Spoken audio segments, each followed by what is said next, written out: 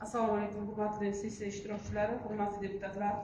Xalq deputatlari Urgut tuman kengashining navbatdagi 30-sessiyasida tuman kengashining 29 nafar deputatdan 24 nafari ishtirok etmoqda. 5 nafar deputatimiz uzrli sabablarga ko'ra ishtirok eta olmayapti. Kvorum mavjud. Sessiya ishida xalq deputatlari, tuman kengashi deputatlari, tuman hokimining tegishli o'rinbosarlari, huquqni muhofaza qilish organ rahbarlari, davlat va nodavlat tashkilot rahbarlari hamda ommaviy axborot vosita vakillari ishtirok etmoqda. Sessiya o'z ishini boshlash vakolatiga ega. Sizlarning ijozatlaringiz bilan xalq deputatlari Urgut tuman kengashining navbatdagi 7-chaqiriq 30-sessiyasini ochish to'g'risida taklif kiritaman. Ochilsin degan taklif tushyapti. Ochilsin degan taklifni ma'qullagan deputatlar qo'l ko'tarib munosabat bilishni so'rayman. Rahmat. Qarshilar yo'q, betaraflar yo'q. Bir ovozdan tasdiqlandi. Xalq deputatlari Urgut tuman kengashining navbatdagi 7-chaqiriq 30-sessiyasini ochiq deb e'lon qilindi.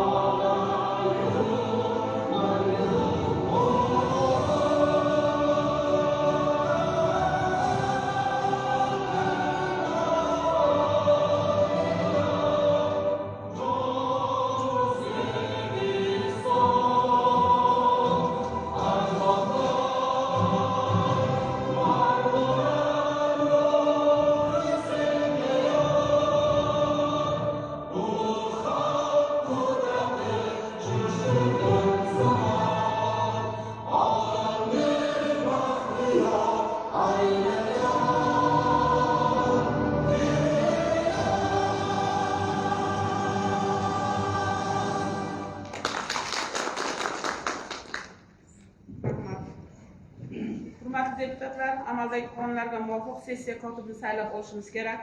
22-bahning saylov okrugidan saylangan deputat Haydarov Abduqodir Fayziyevichni sessiya kotibi etib saylash taklifi kiritiladi. Boshqa takliflar bormi?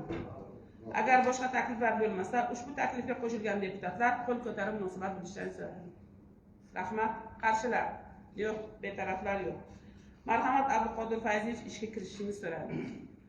Hurmatli deputatlar, ijozatlaringiz bilan sessiya sanoq komissiyasini saylab olishimiz kerak. Sizlarga 3 nafar 29-Qoratepa saylov okrugidan saylangan deputat Ro'ziqulov Alisher Xo'jamovich, komissiya raisi, 27-Amur Temur saylov okrugidan saylangan deputat Ergashev Dilfuza Tirkashevna sanoq komissiyasi a'zosi, 28-Navoiy saylov okrugidan saylangan deputat Abdurahmonova Zamira Hamroqulovna komissiya a'zosi etib saylash taklifi kiritiladi. Boshqa takliflar bormi? Agar boshqa takliflar bo'lmasa, ushbu taklifni ma'qullab munosabat bilishlarini so'rayman. Rahmat. Qarshilar yo'q, betaraflar yo'q. Bir ovozdan tasdiqlandi. Hurmatli deputatlar, sessiya kun va ish tartibini tasdiqlab olishimiz kerak. Ushbu masala yuzasidan takliflar sizlarga tarqatilgan. Bugungi sessiyamiz kun tartibiga 6 ta masala kiritilmoqda. Birinchi masalamiz Urgut tuman hokimi Dilmurod Bastamovichning joriy yilning birinchi yarim yillik yakunlari bo'yicha Urgut tumani kompleks ijtimoiy-iqtisodiy rivojlantirish yuzasidan amalga oshirilayotgan ishlar to'g'risidagi hisoboti to'g'risida. Ikkinchi masalamiz Urgut tuman hokimining birinchi o'rinbosari iqtisodiyot va moliya bo'lim boshlig'i Ulug'bek Kamolovning tuman mahalliy byudjetining 2026 yil ikkinchi chorak ijrosi bo'yicha hisoboti to'g'risida. Uchinchi masalamiz O'zbekiston Respublikasi Prezidentining 2025 yil 20 oktyabrdagi aholi va hududlarni favqulodda vaziyatlardan ishonchli muhofaza qilish sohasini sifat jihatdan yangi bosqichga ko'tarish to'g'risidagi PF 185 sonli farmonning ijrosi yuzasidan Urgut tumani favqulodda vaziyatlar bo'lim boshlig'i O'ralov G'ofurning hisoboti to'g'risida. To'rtinchi masalamiz Urgut tuman mahalliy byudjetining qo'shimcha manbalari hisobidan jamoatchilik fikri asosida shakllanadigan tadbirlarni moliyalashtirish maqsadida tuman hokimligi qoshida ochilgan fuqarolar tashabbus jamg'armasi mablag'i ajratish to'g'risida. Beshinchi masalamiz Urgut tuman mahalliy byudjetining qo'shimcha manbalaridan foydalanish to'g'risida. Oltinchi masalamiz xalq deputatlari Urgut tuman kengashi doimiy komissiyasining tuzish va shaxsiy tarkibini tasdiqlash haqidagi 2025 yil 23 iyul 7-13-85-7-105 k drop 25 sonli qarorga o'zgartirish va qo'shimchalar kiritish to'g'risida. Taklif etilayotgan kun tartibi yuzasidan boshqa takliflaring bormi? Agar takliflaring bo'lmasa, kun tartibi tasdiqlansin degan taklifga qo'shilgan deputatlar munosabat bilishlarini so'rayman. Rahmat. Qarshilar yo'q, betaraflar yo'q. Kun tartibi bir ovozdan tasdiqlandi. Hurmatli deputatlar, sessiya reglamentini tasdiqlab olishimiz kerak. Quyidagi sessiya reglamenti taklif qilinmoqda. Ma'ruzachilarga, hisobot va axborot beruvchilar uchun 10 daqiqadan, partiya guruhlari vakillariga va xalq deputatlar tuman kengashi deputatlariga ma'ruzachiga savol berish uchun 3 daqiqagacha va hisobot bo'yicha muzokaralar uchun 5 daqiqagacha.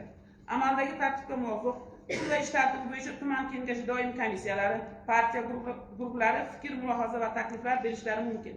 Sessiya reglamenti bo'yicha qo'shimcha takliflaring bormi? Bo'lmasa ovozga qo'yaman. Taklif etilgan sessiya reglamenti tasdiqlansin degan taklifga qo'shilgan deputatlar munosabat bilishlarini so'rayman. Rahmat. Qarshilar yo'q, betaraflar yo'q. Reglament bir ovozdan tasdiqlandi. Hurmatli deputatlar, sessiya ishtirokchilari, tasdiqlangan reglamentga amal qilishlaringizni so'rab qolamiz. Bugungi sessiyamiz kun tartibidagi barcha masalalar davlatimiz rahbari tomonidan oldimizga qo'yilgan vazifalarga hamohangdir. Shu bois barchangizni muhokamalarda faol ishtirok etishlaringizni chaqirib qolaman. Hurmatli deputatlar, kun tartibidagi birinchi masala Urgut tuman hokimi Saidqulov Dilmurod Bastamovichning joriy yilning birinchi yarim yillik yakunlari bo'yicha Urgut tumani kompleks ijtimoiy-iqtisodiy rivojlantirish yuzasidan amalga oshirgan ishlar to'g'risidagi hisobot to'g'risida. Marhamat, Dilmurod Bastamovich. Rahmat. Assalomu alaykum, hurmatli deputatlar, sessiya ishtirokchilari. Juda mana butun bizlar kompleksimiz bilan ko'rib chiqyapmiz masalalar to'g'risini aytsam, mana shuncha qog'ozlar, mana shuncha dasturlar qilganmiz. Bali bu yarmi olganman o'zim bilan birga, So'roytoy bilan. Hurmatli deputatlar, sessiya ishtirokchilari, muhtaram prezidentimizning tashabbuslari bilan 2026 yil mahallani rivojlantirish va jamiyatni yuksaltirish yili deb e'lon qilinganligi hududlarni ijtimoiy-iqtisodiy rivojlantirish borasida olib borilayotgan siyosatining uzviy ajralmas qismiga aylandi. Bu borada muhtaram prezidentimizning tashabbuslari hamda qabul qilgan farmon va qarorlari bilan 2026 yilda Urgut tumaniga shu barcha qarorlari tashabbusi byudjet davlat dasturlari doirasida amalga oshiriladigan eng ustuvor vazifalarimizni belgilab berdilar. Tumanda ishsiz aholini ish bilan ta'minlash, kambag'allikni qisqartirish, soha va tarmoqlarda tasdiqlangan dasturlarda belgilangan loyihalarni o'z vaqtida ishga tushirish, to'g'ridan-to'g'ri investitsiyalar jalb etish, qurilish va obodonlashtirish ishlarini amalga oshirish hisobiga joriy yilda islohotlar shtabi bilan birgalikda barcha zaxira va imkoniyatlarni ishga solish hisobiga e'tibor beringizlar. Sanoatda 5 trillion 800 milliard so'mga, sanoatda 109.1%ga, qishloq xo'jaligida 7 trillion 8 milliard so'mga, qurilish va pudrat ishlarida 537 milliard so'mga, xizmatlar sohasida 3 trillion 9 milliard so'mga, savdo sohasida 5 trillion 1 milliard so'mga hajmni ta'minlaymiz yil yakunigacha. Joriy yilning birinchi yarim yilligida iqtisodiy ko'rsatkichlar sanoat 2 trillion 300 milliard so'mga, qishloq xo'jaligi 2,5 trillion so'mga, qurilish va pudrat ishlari 378 milliard 100 million so'mga, xizmatlar 1,7 trillion so'mga, savdo sohasi 2,5 trillion so'mga bajarildi. Hurmatli deputatlar, tumanda 1074 ta sanoat korxonalari mavjud. Shundan bugungi kunda 700 tasi faoliyat yuritib kelmoqda. Sanoat hajmi 2,3 trillion so'mga yetib, o'sish sur'ati 109% ni tashkil etdi. Eng yuqori o'sish to'qimachilik mahsulotlari ishlab chiqarish 112% ga, elektr jihozlar ishlab chiqarish 113% ga hamda oziq-ovqat ishlab chiqarish 131% ga o'zgarish kuzatildi. Sanoat shtabida 37 ta korxonaning 40 ta muammolarni hal etish hisobiga 38 milliard 200 million so'mlik qo'shimcha hajm qo'shildi. Hududiy investitsiya dasturlari doirasida 97 milliard 100 million so'mlik 8 ta loyihani ishga tushirilib, 130 ta yangi ish o'rinlari yaratildi. Qo'shimcha 41,2 milliard so'mlik mahsulot ishlab chiqarildi. Tumanda 1613 ta xizmat ko'rsatish korxonalari mavjud. Shundan 1157 tasi bugungi kunda faoliyat yuritmoqda. O'tgan 6 oy davomida xizmatlar hajmi 1,7 trillion so'mga, o'sish sur'ati 117% ni tashkil etdi. Eng yuqori o'sish aloqa va axborotlashtirish xizmatlari 126% ga, moliyaviy xizmatlar 123% ga hamda yashash va ovqatlanish xizmatlari 122% ga o'sgan kuzatildi. Hududiy dasturlar doirasida 57 milliard so'mlik 5 ta loyiha ishga tushirilib, 75 ta yangi ish o'rni yaratildi. Hurmatli deputatlar, amalga oshirilayotgan ishlarimizning pirovard natijasi aholi bandligini ta'minlash, daromadlarini oshirish va kambag'allikni qisqartirishdan iborat. Yil boshidan ishsizlik darajamiz 4,9% ni tashkil qilgan 10.576 ta ishsizlar bor deganmiz.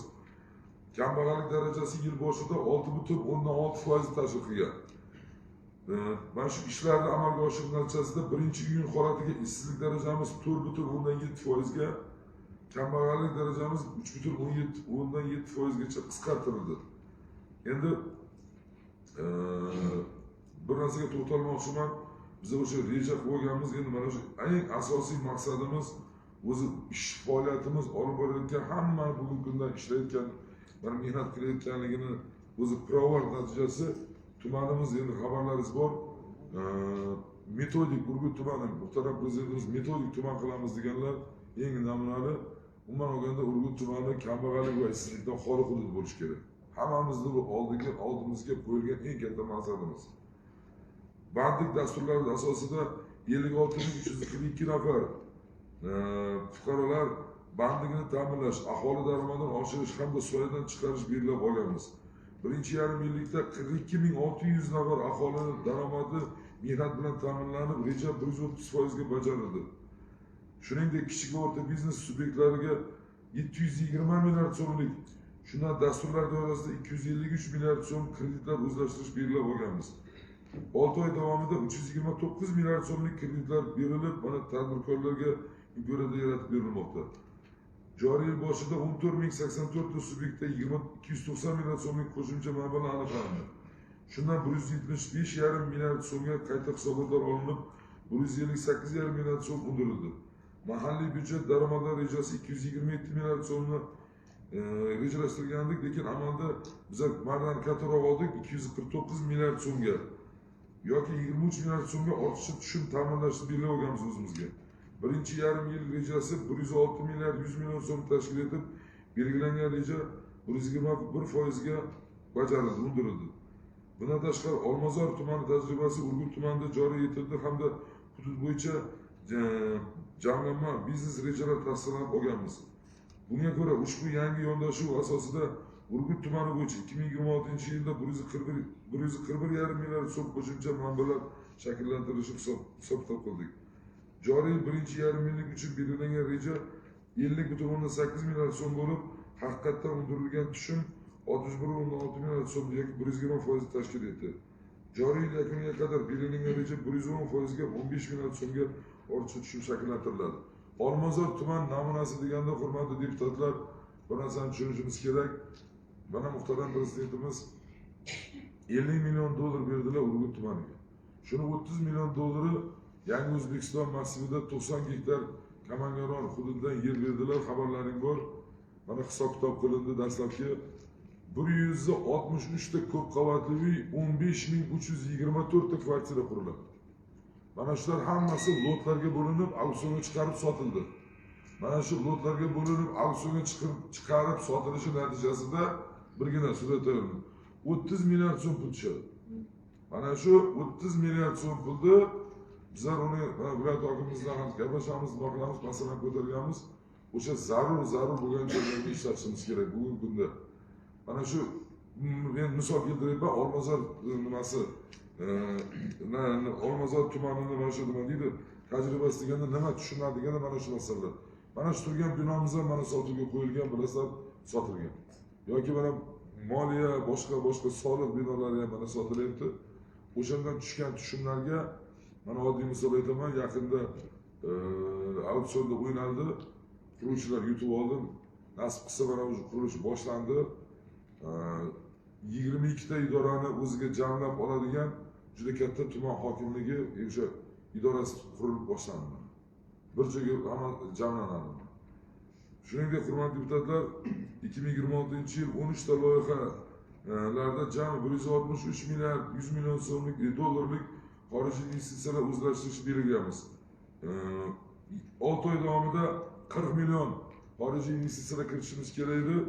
Shu ko'rsatkichni 54,5 millionga bajardik bizlar, lekin juda qiyinchilik bilan. Bundan tashqari eksportimiz 120 million 800 ming dollar belgilangan. Mana 6 oy davomida 69 million dollar nima 6 oy davomida buni 45 million so'mga uddaladik. Eksport bo'yicha ham ishlashimiz kerak, xorijiy investitsiya bo'yicha ishlashimiz kerak. Bu yerda deputatlarimiz orasida mana tadbirkorlarimiz ham o'tiribdi, ishbilarmonlarimiz ham o'tiribdi. Bular ham o'z hissasini qo'shib kelmoqda. Umuman olganda eksportni ham bajarilishiga va xorijiy investitsiyalarga ham. Eng asosiy masala, hurmatli deputatlar, esdan chiqarmanglar, muhtaram prezidentimiz Urgut tumaniga misli ko'rilmagan mablag' berdilar.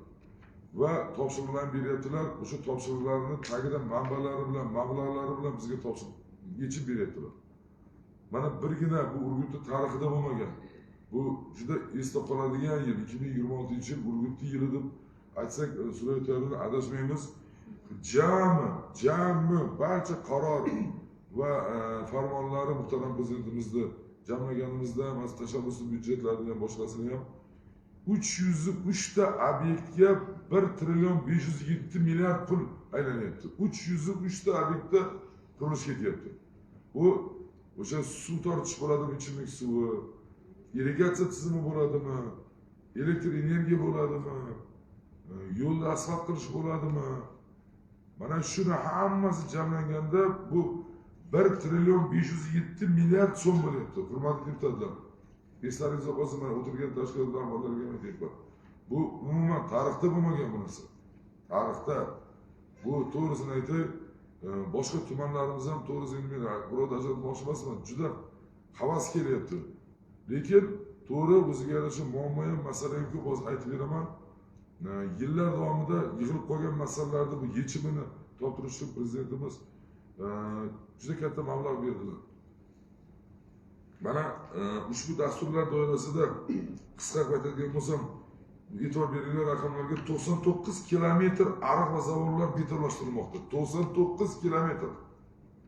Birgina Urgut yangi nima kanali. Birgina Urgut kanalini o'ziga 29 kilometr betonlashtirilyapti. 29 kilometr. Bu hazır akamga emas, jami bironta kanal, biron narsa qolmaydi. Mana shu kecha suv xo'jaligi vazirligidan ham kelishdi, mutaxassislar kelyapti. Suv xo'jaligi vazirining o'rinbosari ham keldilar, piyoda yurib ko'rdik. Supayotarni mana shu Qoratepa suv omboridan chiqaradigan Juyrik kanali bilan nima Kuchan kanalini ham iltimos qildik. O'sha kanalni ham yopiq qilib betonlashtirib beramiz. Mana bironta kanal Urgutda qolmaydi. Betonlashtirilmagan. Bironta ichki ariqlarni, mana ariqlarni betonlashtirish uchun o'zimizning mahalliy byudjetdan irrigatsiya tizimiga 2 ta beton mishalka ham olib berdik. O'zimizning tumanning mahalliy byudjetdan 2 ta beton mishalka ham olib berdik biz. O'sha odamlar, fermerlar qiynalmasin, ichki ariqlarni ham betonlashtirib beraylik deb ishlar olib boryapmiz. Mana birgina misol, hammalaringiz guvoh bo'lib turibsizlar, Urgutsoy. Mana Urgutsoyda kelganimdan beri Urgutsoy deyman. To'g'risi bu Urgutsoy yashirmayman, mubolag'asiz, hammalaringiz bilasizlar. Bu Urgutning markasida sohib bo'lgan. Marka bu. Jamshidga ikkita katta tadbirkor turibsizlar. Bu Urgutning markasi. Bu brendi desak, markasi, ko'zi, bulvar Urgutni. Bulvar. Zamonaviy tilda aytganda. Bu hammamiz buni ko'z qorachig'idek asrashimiz kerak, hurmatli deputatlar. Ko'z qorachig'idek asrashimiz kerak. Urgutsoyni obod qilishimiz kerak. Urgutsoy mana shu mana bayroqdan buyoqdan oladigan bo'lsak, shu eng nima deydilar, ulug' joylarimizdan biri ziyoratgohlarimiz Chorchilargacha, o'sha yergacha borib tutashib ketgan. Undan u yoqqa yuqoriga qarab chiqib ketadi. Mana shu harakat qildik, o'zimiz shu Urgutsoyni obod qilamiz deb hozir endi mana kecha nimaga ham chiqarildi, tenderda ham bitta quruvchi yutib olibdi. Mana shu hashar yo'li bilan ham boshlab yubordik ishlarimizni. Urgutsoyda atrofini Urgutsoyda piyodalar yuradigan yo'laklar qilishimiz kerak. Mana nimalari, ko'priklari charchagan, ko'ryapsizlar. Ayrim joylarida o'sha ukreplayishi nima ikki tomon chekkalari tushib ketgan. To'g'ri, bundan oldingi rahbarlar, bundan oldingi hokimlar ham harakat qilishgan, shu joylarni to'g'rilab, saqlab kelishgan. Endi bizlar bugun siz bilan birga, hurmatli deputatlar, Urgutsoyni mana shu yoshlarimiz, qizlarimiz, bolalarimiz, qariyalarimiz, nuroniylarimiz, umuman olganda Urgut xalqi atrofida aylanib yurib, kolyaskasida bemalol boyagi samokatida yurib, tomosha qiladigan, o'tirib, hordiq chiqaradigan joy qilishimiz kerak. Hamma narsa to'g'ri ulam kerak. Oziq-ovqat, hamma narsa haligi boya xizmat ko'rsatish, haligi umumiy ovqatlanish yoki shashlik pishirib, haligi yo'llar to'sib qo'yishda iborat emas, suraytaylar. Odamlar dam olishni xohlayapti. Odamlar parkka borishni xohlayapti. Odamlar hordiq chiqarishni xohlayapti. Bizlar ular uchun, xalqimiz uchun sharoit yaratib berishimiz kerak. Imkoniyat yaratib berishimiz kerak. Bu yerda o'zlaringiz ko'ryapsizlar. Moshin qanaqa serqatnov, bir-biriga yo'l bermaydi, bir-biriga joy bermaydi. Odamlar yuraman desa piyodalar ko'chadan yuradi, yo'ldan yuradi. Ertaga yo'l harakati qoidalari buzilyapti. Bu transport vositasi bo'lsa, u boshqarish o'ziga yarasha murakkabliklari bor. Yoki piyodalarni yoki maktab bolalarini moshin bosib urib ketsa nima bo'ladi? Shuning uchun men hammalaringizni so'rab qolaman, mana shu Urgutsoyga e'tiborli bo'laylik. Ochiq aytaman, hozirgacha chiqindidan tozalayapmiz, har kun tozalaymiz. Har kuni mana shu yuqori tomondan, endi mayli uyat bo'lsa ham aytaman, boshqa bo'lsa ham aytaman, endi qo'pol bo'lsa ham fuqarolarimizni kiyimlari ham oqib kelyapti. Qog'ozga o'rab gapiryapman. To'g'risi, uydan chiqqan chiqindi ham oqib kelyapti. Haligi mol so'ygan bo'lsa, molni terisi ham oqib kelyapti, molni kallasi ham oqib kelyapti. Bizlarni ota-bobolarimiz bunaqa tarbiya bermagan-ku. Bu suvdan shu butun avlodlar, hozir Urgut xalqi bu suvdan ichib kelyapti-ku, foydalanyapti-ku. Nahotki bizlar shu birlashib olamiz, deputatlar, tashkilotlar, faollar, nahotki shu yurtda yashaymiz, shu tumanda yashaymiz. Mana shu Chorchinor hududidan ham saylangan deputatlarimiz bor, mana shu hududdan saylangan deputatlarimiz bor. Shu deputatlarimizni chorlab qolaman. Bir nahotki hech bo'lmasa har kuni 1 soat vaqt ajratib shu Urgutsoyda atrofida shu yerda saylangan deputatlarimiz piyoda yurib, mahalla raisini 7likda o'zi bilan olib yetaklab, bolam bunaqa qilmagin. Bir aytib, imomlarimizni ham bir ishga solib, nuroniylarimizni ham bir aytib tushuntirib, bir ishga solib, shu nahotki shu ishni qila olmaymiz. Men to'g'risi nuroniylar bilan ko'p gaplashaman, oqsoqollar bilan gaplashaman. Endi bu nima degan qilig'imga tushmayman. Men ochiq aytaman. To'g'risini aytay, nuroniylarimiz ham aytadi. Shu deydi, ertalab bomdod namoziga chiqamiz deydi, hech esimdan chiqmaydi. O'zim ham ko'rganman. Yosh katta keksa odamlar uydagi musulni olib chiqib Urgutsoyga tashlayapti. Yana masjidga kirib namoz o'qiyapti deydi. Bu nima qiliq bu? Bu qanaqa munosabat, men tushunmayapman. Nahotki bizlar mana shu o'tirgan shu yerda hurmatli deputatlar, faollarimiz shu birlashib Mana shu bitta hech bo'lmasa bitta ish qilaylik. Shu Urgut soyga muzor tashlamaslik, shu ishini tashkil qilaylik. Men sizlardan Urgut soyida qurib beringlar deyotganim yo'q. Men sizlardan Urgut soyga nima deydi qurilishida ishtirok etinglar deganim yo'q. Muhtaram prezidentimiz hamma manbalari bilan, mablag'i bilan bergan bizga pulni. Buni ertaga bizlar Suray doirasida qursak-ku, uni remont qilsak-ku, uni ichida muzor oqib yotsa, uni nima foydasi bor? Urgut soyida atrofida kim yuradi uni? Unda hidlanib yotsa, bunun ichida muzor bo'lsa, chiqindi bo'lsa, uni atrofida kim yuradi? Kimga qilganimiz qoladi? Shuning uchun Suray doirasida men iltimos qilaman. Mana shu hududda saylangan hech bo'lmasa deputatlarimiz hech bo'lmasa kuniga 1 soat shu tizim qilguncha, shuni odamlarni ongiga singdirguncha, shu 1 soat hech bo'lmasa yo ertalab yo kechqurun bir yurib, yoniga yettilikda olib, mahalla raislarni men deputatman, xalq saylangan deputatman. Unaqa qilma deb shu hudud qilib guzar qilib bir nuroniylarni olib, bunaqa qilmanglar desak, nahotki xalqimiz tushunmaydi. Nahotki shu aytganini qilmaydi. Sizlardan shuni so'rab qolaman, birlashaylik shu masalada. Bundan tashqari mana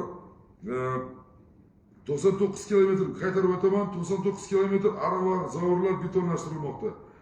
Ahamiyat bering, 245 kilometr ichki yo'llar asfaltlanyapti. 91 ta suv inshootlari qurilib, 249 kilometr ichimlik suv tarmoqlari tortilmoqda.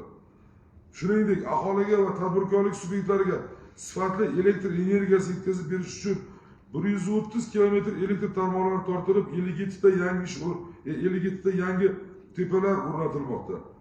Ijtimoiy soha obyektlari, 42 ta maktab, 22 ta bog'cha, 19 ta sog'liqni saqlash muassasalari, 5 ta ko'prik, piyodalar yo'laklari qurilmoqda. O'zlaring mana ko'rib turibsizlar, shunga guvoh bo'lyapsizlar. Bu so'zda aytish oson, 42 ta maktabdir. Bu o'zi bo'lmaydi. 42 ta maktab respublikaning bironta tumanida qurilayotgan yo'q. Bironta. Muhtaram prezidentimizga ming rahmat. Mana administratsiya rahbarini bizga biriktirib berdilar. Administratsiya rahbari tumanimizga turgan muammolarni yechib beryaptilar. Shuning vakillari har hafta kelib ketyaptilar. O'zlaringiz mana ko'rib bilib turibsizlar hammasidan. Hurmatli deputatlar, bundan tashqari mana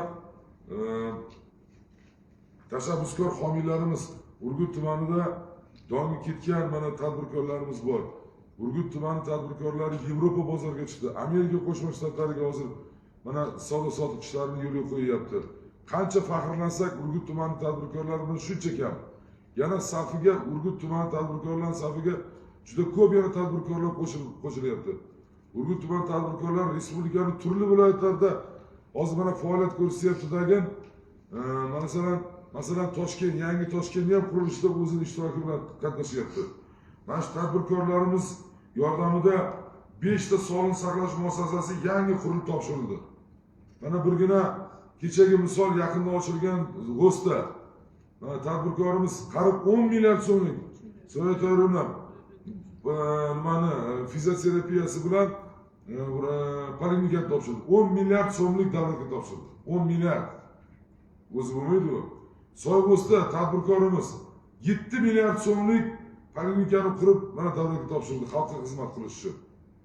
Viloyat prokuraturasi yordamida ko'prik qilindi o'sha yerda. Homiylar bilan ko'prik qilindi. Buni aytish oson, lekin buni yurak dov berib qilish o'zi bo'lmaydi. 5 ta mana Vag'ashtada ochildi, Amir Temurda ochildi, bilasizlar. Bahrinda ochildi. Mana ochiq aytaman, mana zalimizda o'tiribdi. Mana Sohib aka ideallik korxonasining rahbari.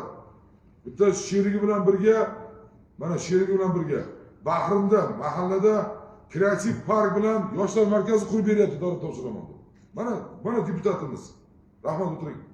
Mana ikkita tadbirkor birlashib, bizlar park qilib beramiz.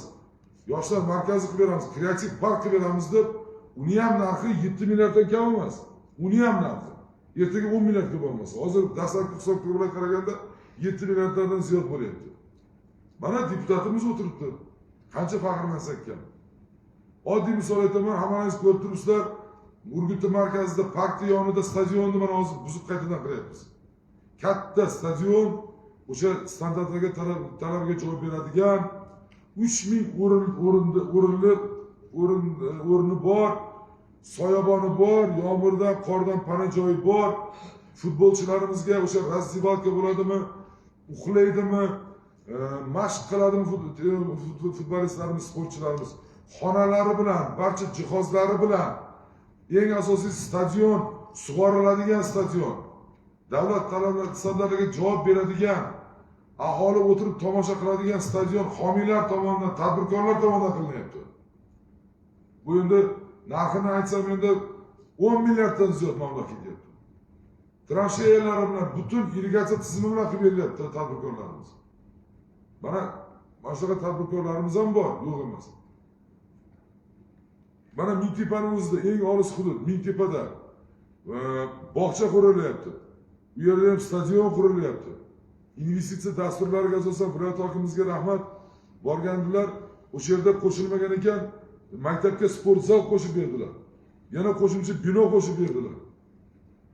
To'g'risi, endi ko'z tegmasin, kundan kunga endi mana hammamiz faol bo'lib qatnashsak, o'zimizni shu saylangan uchastkalarimizda mana o'sha joylarda bo'layotgan obyektlarga borib, bir uni sifatiga, bir yanada hech bo'lmasa deputat sifatida borib, misol uchun o'sha tadbirkor tomonidan So'raytarini stadion qurib berayotgan bo'lsa, men ham deputatman, ki yoniga 4 ta men ham daraxt ekib beraman yoki mevali daraxt ekaman desa, yoki bir faol ishtirok etsa yaxshi bo'lardi deputatlarimiz ham. Qolganlari. Bundan tashqari 145 kilometr tuproq yo'llar shag'allashtirilyapti. 16 ta mahallalarda mahalla o'zi faollari, homiylar yordamida 38 kilometr 700 metr yo'llar asfaltlashtirildi. 32 ta transformator, 612 dona o'sha stolbalar olib berildi. 165 nafar sharoiti og'ir kam ta'minlangan oilalarga uylar ta'mirlab berildi. 16 nafar, e'tibor beringizlar, 16 nafar fuqarolarga yangi uylar qurib berildi. 36 ta mahallalarda 38 ta suv bashlar qurib berildi. Bular hammasi mahalladagi faollar, mahalladagi tadbirkorlar tomonidan qilinyapti bu. O'zlari hashar yo'li bilan qilyaptilar mana shu sifralarda. Bundan tashqari men aytdim sizlarga Bahrimda, Amir Temurda, Navoiydagi qurilgan poliklinikalar to'g'risida. Bundan tashqari muhtaram prezidentimiz tomonidan eng bizlarni qiynab kelayotgan, mana bilasizlar, Oqqo'rg'on, Vatkan, Qo'zibek, o'sha G'ijduvon, Mo'minobod, Jakobi tomonlarda suv chiqishi qarib 5000 gektardan ziyod maydonlarda suv chiqishi qiyin edi. Fermerlarimiz, dehqonlarimiz qiynaladi. Muhtaram prezidentimiz 46 milliard so'm berdilar. O'sha Darg'om 1 nasos stansiyasini to'liq modernizatsiya qilishga. O'sha hozir hammalang ko'ryapsizlar, o'sha dvigatellar, nasoslar hammasi olib kelinib, qo'yilib, ustanovka qilinib, hozir oxirgi o'sha kabellarni yotqizish, o'sha nima elektr shitlarni qo'yish ishlari ketyapti. Bu yerga yana qarib 3 megavat nima quyosh paneli ham o'rnatiladi. Bundan tashqari ko'rib turibsizlar, hammalaringiz guvoh bo'lyapsizlar. O'sha 8 ta mahallamiz bor: Mo'minobod, Quyi Mo'minobod, G'ijduvon, Kerak, Chumchuqli, Chep, Mirzobog'lon, Choshtepa mahallalarimiz bor 8 ta. Davlatimiz rahbari 50 milliard pul berdilar. 500 gektar maydonda So'raytarini terrasa usulida uzumchilikni yetishtirish shpaylerga o'rnatish bo'yicha eng namunali qilib, o'sha Agrostar tomonidan olib borilyapti ishlar. 500 gektar joy terrasa qilinib, shpayler qo'yilib, tomchilar sug'orish qilib, suvini qilinib, ekib berilib, uzumi ekib berilib, xuddi men aytganda patkulish, xuddi kvartirani olasiga sog'magan. Shunday patkulish topshiriladi 600 nafardan ziyod aholiga. Ma kuningni ko'r, ma foydalan, ma bola chaqangni boq, tadbirkorlik qil deb patkulish beriladi, ekib beriladi. Tomchilar sug'orish qilinib, shpaylerga tortilib, iplar bilan boylab, hamma sharoit qilinib, 600 nafardan ziyod ishlik bo'ladi o'sha yerda. 600 degani bu har birining 5 tadan bolasi bo'lsa, qancha odam qora qozon qaynaydi. 600 ta xonadon degani bu yerda. Hozir mana o'sha ishlarim jadal ketyapti o'sha yerda. Bundan tashqari o'rmon xo'jaligiga 5000 gektar yer ajratib berildi. Hozir o'sha yerlarga 10.000 donadan ziyod mevali, 31.000 donadan ziyod manzarali daraxtlar, 2.5 kilogrammdan ziyod dorivor giyohlar ekilyapti. va o'sha nima bodom, pista mahsulotlari ham ekilyapti o'sha tomonlarga. Bundan tashqari mana bilasizlar, muhtaram prezidentimizni o'sha Urgut tumani tashriflarida ma'ruzalarda ham bor edi. Urgutda chorvachilikni rivojlantirish. Juda tashabbuskor tadbirkorlarimiz bugungi kunda hozir mana Belarusda ham hozir yuribdi. Qoramal olib kelishimiz kerak, qo'yib kelishimiz kerak. O'sha Mongoliyadan tadbirkorlarimiz bilan ishlarga ham shu deputatlarimizni ham so'rab qolaman. Albatta mana shu chorvani rivojlantirishda ham hurmatli deputatlarimiz faolroq bo'lishini so'rab qolaman. Chunki oziq-ovqat xavfsizligi bilasizlar, go'shtni narxi oshib boryapti. Albatta bizlar shu tumanimizda o'zimiz yetishtirib, o'zimiz boqib, o'zimiz o'shani go'shtga so'yib xalqqa berishimiz kerak. Bozordan narx-navoga ham juda e'tibor berib, men shu narx-navoni bizlar saqlab qolishimiz kerak. Shuni ham iltimos qilaman. Tadbirkorlarimiz bor, fermerlarimiz bor. Hozir mana shu bevosita shu Mongoliya va Belorussiya bilan boshqa davlatlar bilan ishlayapti. Shu chorvani ko'paytirish masalalari bo'yicha ish olib boryapmiz. Bundan tashqari mana bilasizlar, Urgut tumanida sabzavot ekinli ham yerlarimiz bor. Kartoshka 1935 gektar. Bizlar bahorgi kartoshkalarni ham ekdik. Hozirgi kunda ham mana g'alladan bo'shagan maydonlarga 650 gektar, 700 gektar qarib maydonga kartoshka ekish ishlarini olib boryapmiz, yakunlayapmiz. Bundan tashqari 1370 gektar joyga g'alla ekilganida bir hafta davomida dehqonlarimiz, fermerlarimiz juda qattiq mehnat qildi. Surayyo Toyirova 5500 tonna g'allani dushanba kuni boshlab bozor kuni yakunlab berdik. Bir haftaning ichida rejadan chiqdik. Bir haftaning ichida. Mana dehqonlarimiz kecha kunduz demay fermerlarimiz ishlab mana shu nimaga marraga yetdik. Bir hafta davomida bajardik. Rejani ham. Qishloq xo'jaligi bo'yicha aytganimda. Bundan tashqari mana bilasizlar, markaziy bolnitsamiz bor. 715 ta ko'yka. Juda katta. To'g'risini aytsam, glorachimiz shu yangi bo'lgandan keyin ozgina bo'lsa ham harakat qildik, tartibga solishga, o'zlaring ham borayotgan bo'lsangiz kerak shifoxonaga. Bu bo'yicha ham davlatimiz rahbari tomonidan juda katta yordamlar ko'rsatilyaptilar. Urgut tumaniga barcha, mana hozir glorach ishtirok etmayapti. Sababini aytaman, barcha markazlar, endokrinologiya markazi bo'ladimi, nima deydi, grudnoy xirurgiya bo'ladimi, hamma markazlar Urgut tumaniga biriktirildi, Suraytorni. Hamma markazlar. Markaziy respublikaning katta markazlari. Hozirgi daqiqada ham Respublika endokrinologiya markazining direktori kelgan, hozir qabul qilishyapti. Ma'lumot uchun aytib qo'yishlarga, meni har sayyor qabulimda odam shunchalik keladi, bolamni operatsiya qildirib bering, qizimni operatsiya qildirib bering, nevaramni operatsiya qildirib bering, pulim yetmayapti deb. Ma'lumot uchun aytisizlarga, bilishlaringiz kerak, 100 dan ortiq operatsiya qilindi o'zimizda O'zbekistonda. Mana shu respublika, viloyat va tuman darajasidagi operatsiyalar bo'ldi. O'zimizda tumanimizda ham juda murakkab operatsiyalar bo'lyapti.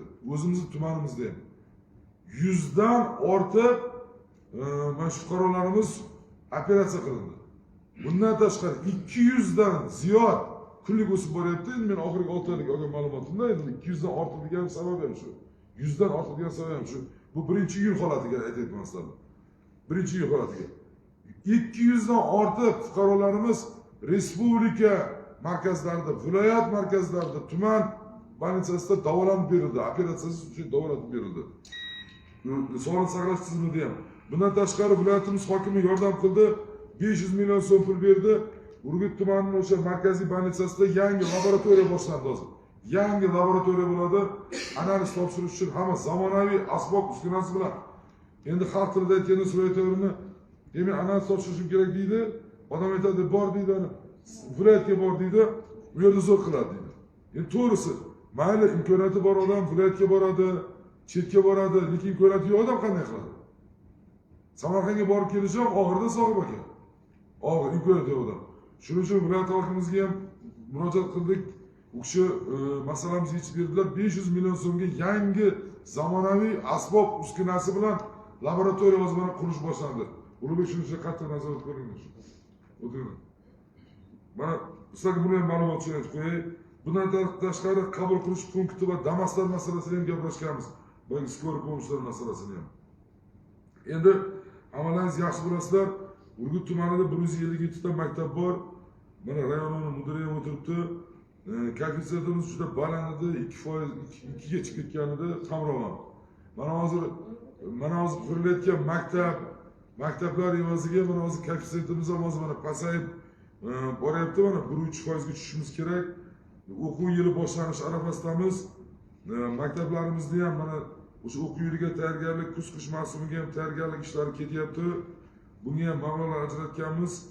Hozir mana ham bog'chalarimizda ham ishlar olib borilyapti. Endi qamrovimiz bog'chalarda juda kritik ahvolda desam bo'ladi. 63%.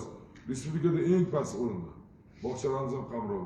Hozir mana administratsiya rahbari, vakillari, rahbarlar yordam berishyapti. O'sha tadbirkorlik qilaman degan, uyda bog'cha ochaman deganlarga kvota masalalarimizni ham yechib berishyapti va davlat xususiy sherikchilik asosida bog'cha quraman degan masalalar ham yechilyapti. Nechtasi bo'ldi kvota hozir? Kvota. 100 ta uyda kvota olishimiz nechta bo'ldi? 120 ta kvota berdinglarmi? Davlat xususiy sherikchilik asosida 10 ta edi. Nechta berildi? 12 ta berildimi? Hozir mana shu bular bo'yicha ham mana ishga ketilyapti-da, Surayya tayyorlanadi. Mana 60, agar mana shularni amalga oshirsak, 63% dan 75 ga chiqamizmi? 72 ga chiqamiz, to'g'rimi? Juda qattiq tayyorgarlik ko'rishimiz kerak o'quv yiliga. Juda qattiq ham bog'chalar bo'yicha, ham maktablar bo'yicha. Yana bir tane hurmatli deputatlar sizlarga aytay, ta'lim sifati juda orqadamiz, ta'lim sifatida. Maqtanadigan darajada emas, to'g'risini aytay, oliy ta'limga qamrovimiz juda ham past. To'g'risini aytsam 15% deb menga alik qilishyapti. Endi bu juda ham achinarli holat. 6972 ta 6972 ta bola bitirgan bo'lsa, bor yo'g'i 978 nafari oliy ta'lim qilgan. Bor yo'g'i. Respublikada eng og'ir o'rindamiz, so'rayapman. Siz o'zingiz ta'limdan chiqqansiz. Bu juda bizlarda bugun o'tirib qiynab kelayotgan, juda ham e'tibor berishimiz kerak bo'lgan. Hurmatli deputatlarimiz, da'vat qolaman, so'rab qolaman. Juda ham mana shu maktablarda biza kelgan paytim 157 ta maktabda 157 ta tashkilot rahbarlariga bo'lib bergandim men. O'sha darsdan keyin dars qilish, o'sha nima deydi, prodlonka masalalari, dars o'tish, tayyorgarlik ko'rish, oliy ta'limga kiradigan bolalarni tayyorlash, davomatli bolalarni ta'limi, ilm olishi, bilim olishini juda ham qattiq deputatlardan so'rab qolaman. Bular faolroq bo'lishi kerak degan hurmatli deputatlarimiz ham hech bo'lmasa o'zidan saylov uchastkalarida hududda joylashgan maktablarga hech bo'lmasa haftasiga bir marta kirib, vaqtiga qarab yo 2 marta bo'lsa undan ham yaxshi bo'lardi. Qanaqa ta'lim beryapsan, nima qilyapsan? Ayrim maktablarga kiraman, koridorlar qop-qorang, lampochkasi ham yo'q, xonalarda svet ham yo'q. Men to'g'risini aytaman. Bir hurmatli deputatlarimiz shuning uchun bitta reyting yuritaylik, so'rovlarni taklif beraman. Mana sen ham o'tiribsan, deputatlardan bir so'rov tizimli qilaylik. Qani bo'lib beraylik, saylov uchastkasiga bording. Qani maktabga kirdingmi? Bog'chaga kirdingmi? Bog'chaga kirsam, hurmatli deputatlar, Jartepada xolodilnikni ochsam, go'sht muzlab sohibaga qorayib dabdalab ketgan go'sht. Chirigan olma turibdi. Chirigan olma. Shuni bolalarga beryapsanmi? Ana go'shtni bu povur bilan gaplashdim, povur bilan. To'g'risini aytdim, men tuman hokimman. Bu go'shtni pishirib beryapsan, ham pishirib beryapman. To'g'risini aytdim, ayol kishi ekan. Shu go'sht pishadimi dedi. Pishadimi dedim sohibaga. To'g'risini aytdi dedi, qaynatamiz, qovuramiz, boshqa qilamiz, pishmaydi. Mana bolaga beryapti. Bog'cha bolasiga beryapti. Ana rayonning mudiri turibdi, xuddi. Buni osmonda, ko'zi osmonda buni. Xodimlarning ko'zi osmonda. Rayoniga bordim, rayoni dabdala yotdi. Musor bosib ketgan, o't bosib ketgan, kir bo'lib ketgan. Men ham ko'rmagan ekanman. Qo'lim yetmay qolyapti, hurmatli deputatlar. Men bir kunda 4 tomonga bo'lina olmayman. Borib, rayonida stol qo'yib o'tirib, hammasini olib chiqdim. Mana men gapim yozib bo'lyapti. Tualet tozalattirdim bularga. Tualet remont qildirdim rayonida. Buni oliftalari bor ekan, sohib aka. Tualetga olib kelib, tualetni remont qilasan deb egiltirib qidirtirdim.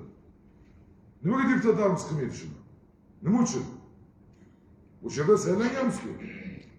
Rayono ta'lim maskani, ilm maskani bu namunali bo'lishi kerak. Teskarisi bo'lyapti. Chang bosib, musur bosib, dabdala chiqyapti. Majbur qildim. Tozalaysan, yig'ishlasan qilasan. Endi bizni ko'rmasa, hech kim ko'rmasa, hech kim qaramasa, kimdir qarash kerak-ku so'raydi. Mana shu masalalarni yo'llanmangiz kerak, hurmatli deputatlar. O'tiringlar. Endi men qissa qilib aytganimda, hurmatli deputatlar, mana shu umuman olib borilayotgan ishlar, umuman mana shu bugungi kunda hammamiz mehnat qilayotganligimiz, hamma masalalarni jamlaydigan bo'lsak, muhtaram prezidentimiz ta'kidlab o'tdilar. Urgut tumanini namunali qilamiz, metodik tuman qilamiz. Buning uchun Urgut tumanining o'zi, xalqi, odamlari o'zi namunali bo'lishi kerak. O'zini shu mehnati bilan, yurish-turishi bilan, e'tibor qarashi bilan dunyoga namunali bo'lishi kerak degandilar. Mana shu Urgut tumanimizni mana shu pirovor maqsad ishsizlikdan xoli hudud qilishimiz kerak. Kambag'allikdan xoli hudud qilishimiz kerak. Hurmatli deputatlar. Albatta, yana boshida aytib o'tganimdek, davlatimiz rahbari bizga mablag'i bilan yechimi bilan hamma masalamizni yechib beryaptilar. Sharoit yaratib beryaptilar. Nasib qilsa, hokimiyatimiz ham qurilish boshlandi. Charog'on, yorug', hamma sharoitlari bor. Har bir qavatda, har bir bo'limda o'zining mayda yig'ilish zallari bilan, ovqatlanadigan sharoitlari bilan, avtomashina qo'yadigan stoyankalari bilan, bemalol uyalmaydigan, mehmon kutib oladigan sharoitlari bilan xudo xolasa quriladi, bo'ladi, hamma sharoitlar bo'ladi. Faqat yagona iltimosim, mana o'zlaring ko'rib turibsizlar, mustaqilligimizning 35 yillik bayrami yaqinlashib kelmoqda. Dolzarb 40 kunlik e'lon qilindi. Hurmatli deputatlar, mana ko'rib turibsizlar, har kuni tashkilotlar bilan, o'sha mahalla faollari bilan yuribmiz. Urgut tumanimizning markazi, mana bozorini boshlab qo'ydik. To'g'risi, birgalashmasak, mana tumanning markazida hozirgi shaharsozlik kengashiga berdik. Stoyanka yo'q, ko'p qavatli stoyanka qurdirmasak, yo'llar tirband bo'lib qolyapti, odamlar o'tishi ham qiyin bo'lyapti. Shu birgalikda shuni ishlarni amalga oshirmasak bo'lmaydi. Hurmatli deputatlar, sizlarga tayanamiz, suyanamiz, sizlarga ishonamiz. Shu tashkilotlar bilan, faollar bilan birga bo'lib turib, mana shu tuman markazimizni bir chiroyli qilaylik. 24-7 ko'chani ham boshlab qo'ydim to'g'risi. Parkimiz juda charchab qolgan. To'g'risini aytay, parkimizni fontanini qurgan odam topdim, o'tkir aka degan odam ekan, Samgasida domla ekan, professor ekan, eski butun shuni boshqa viloyatlarga ham sohibaga chaqirib ishlatishar ekanda, o'sha 3 ta fontanni o'zi 4 milliard bo'lyapti. Sohibaga 4 milliard. To'g'risi mahalliy byudjetimdan beryapti. Qilib beraman dedi, muzikalniy, endi sizlarga surpriz qilmoqchi edim, oldindan maqtanmay, muzikalniy fontan qilib eng zo'r qilib beraman dedi. Mana marhamat loyihasini ko'rishlaring mumkin. Qilib bering aka dedi. Men beraman pulni, mahalliy byudjetdan beraman dedi. So'g'ri. Lekin rashodni olgandim 4 milliardni, men o'ylamadim buncha qimmat bo'ladi deb. Men parkni brizgalkalari bilan yerlarini ham to'g'rilab, Jamis aka ilgilari bilan plitkalar bilan qilaman deb o'yladim. Yashirmayman sizlardan. Fontanni qilaman degan payti yetmay qoldi pul. Ochiq aytaman, amfiteatr ham charchagan. Yetmay qoldi. Hozir mana o'ylayapmiz, homiylar bilan, tadbirkorlar bilan birga shuni ko'raman deb, uni ham qilmoqchiman, rejalashtirib. Nima uchun tumanimizni xalqi chiroyli fontan tomosha qilmasi kerak? Nima uchun Urgut tumanida muzikali fontan bo'lmasi kerak? Nima uchun odamlar, xalqimiz, odamlar, oddiy odamlar, puli bor odam City'ga borib tomosha qilib kelishi mumkin Jamis aka. Yo, puli yo'q odam qanday boradi City'ga tomosha qiladi? To'g'rimi, to'g'rimi? Hozir ana park ichidagi karusellarni ham aytib, almashlik zamon. Eskidan qolgan shalaq chiqib ketgan karusellar turibdi. Nimaga bolalar shalaq chiqqan eskidan qolgan karuselda yurishi kerak? Uni ham ko'ramiz xudo xolasa. O'sha 24-7 ko'chani qildiryapmiz. Toshkentga borib, Toshkentda C1ni ko'rsatib keldim. Bor ko'rib ke qanaqa qilgandim. O'sha Mirzulbek namunasi. Nasib qilsa o'sha 24-7 ko'chani ham bu ko'chani boshidan u ko'chani boshigacha 650 metr ekan. To'g'rimi? Mana bu yoqqa chiq. moliyani boshlig'i turibdi. Mana o'sha yerga qo'yib qo'yganman, yo'qa chiqmanaga. O'sha kecha kunduz o'sha yerda yotibdi mana shu. Sohib aka o'sha yerda 90 ta magazin bor ekan. Ha, jamsiga, ha? 95 ta magazin bor ekan Sohib aka. Hammasi mayda-mayda ekan. Qochib turaylik, mijotmagin. Mayda-mayda ekan hammasi. Orasini buzyapmiz. O'sha nima uchun? Odamlarga marojniy yeyish uchun, odamlarga pitsa yeyish uchun, odamlarga yaxshi ovqatlanish uchun. Mayli butik magazinlar bo'lsin, ko'ylak, kostyum uchun butik magazinlar bo'lish uchun. Nimamiz kamda? O'shani qildiryapman, hozir mana oralarini buzdirib, tadbirkorlarni chaqiryapti, egalari molxona qilib muzurxona qilib tashlagan Sohib aka. Muzurxona. G'ayrat aka Ishonboy bilan mana shu kishini mas'ul qilib qo'yganman. Birinchi bo'lim mas'ul tadbirkor bor ekan, brend olib kelasan dedi. Olib kelmasak bo'lmaydi, o'tiring. Nasib qilsa brendlarni ham gaplashyapmiz. To'g'risi Ichki ishlar vaziri keldilar. Azanvarovga ming rahmat. Dilmurod, men ham Urgut tumaniga yordam beraman, brendlar yuboraman dedi. Faqat Sohib aka tadbirkorlarimizga brendlar kelyapti. Aytsak, tadbirkorlar franchizasi qimmat ekan, unisi unaqa ekan, bunisi bunaqa ekan degan gaplar qilyapti Sohib aka, Jamis aka. Shunda sizlarni ham so'rab qolaman. Qolgan mana tadbirkorlarimiz, yana nimalarimiz ham bor, deputatlarimiz. Ozgina shu brendlar masalasiga yordam qilishlaringiz kerak. Juda ham qattiq yordam qilishlaringiz kerak. Juda ham kerak. Mana shu masalalarda mana hozir 24-7 ko'chani qilsak, bu ko'chani niyatim nima? Uni o'ylaymiz. Mana shu ko'chada qizlarimiz, bolajonlarimiz, ayollarimiz, otaxonlar, yoshlarimiz piyoda yurib, kolyaskada, haligi Toshkentda yurgandek samokatda shunaqa yurishi qilishimiz kerak. Chiroyli qilib boradigan joy bo'lishi kerak.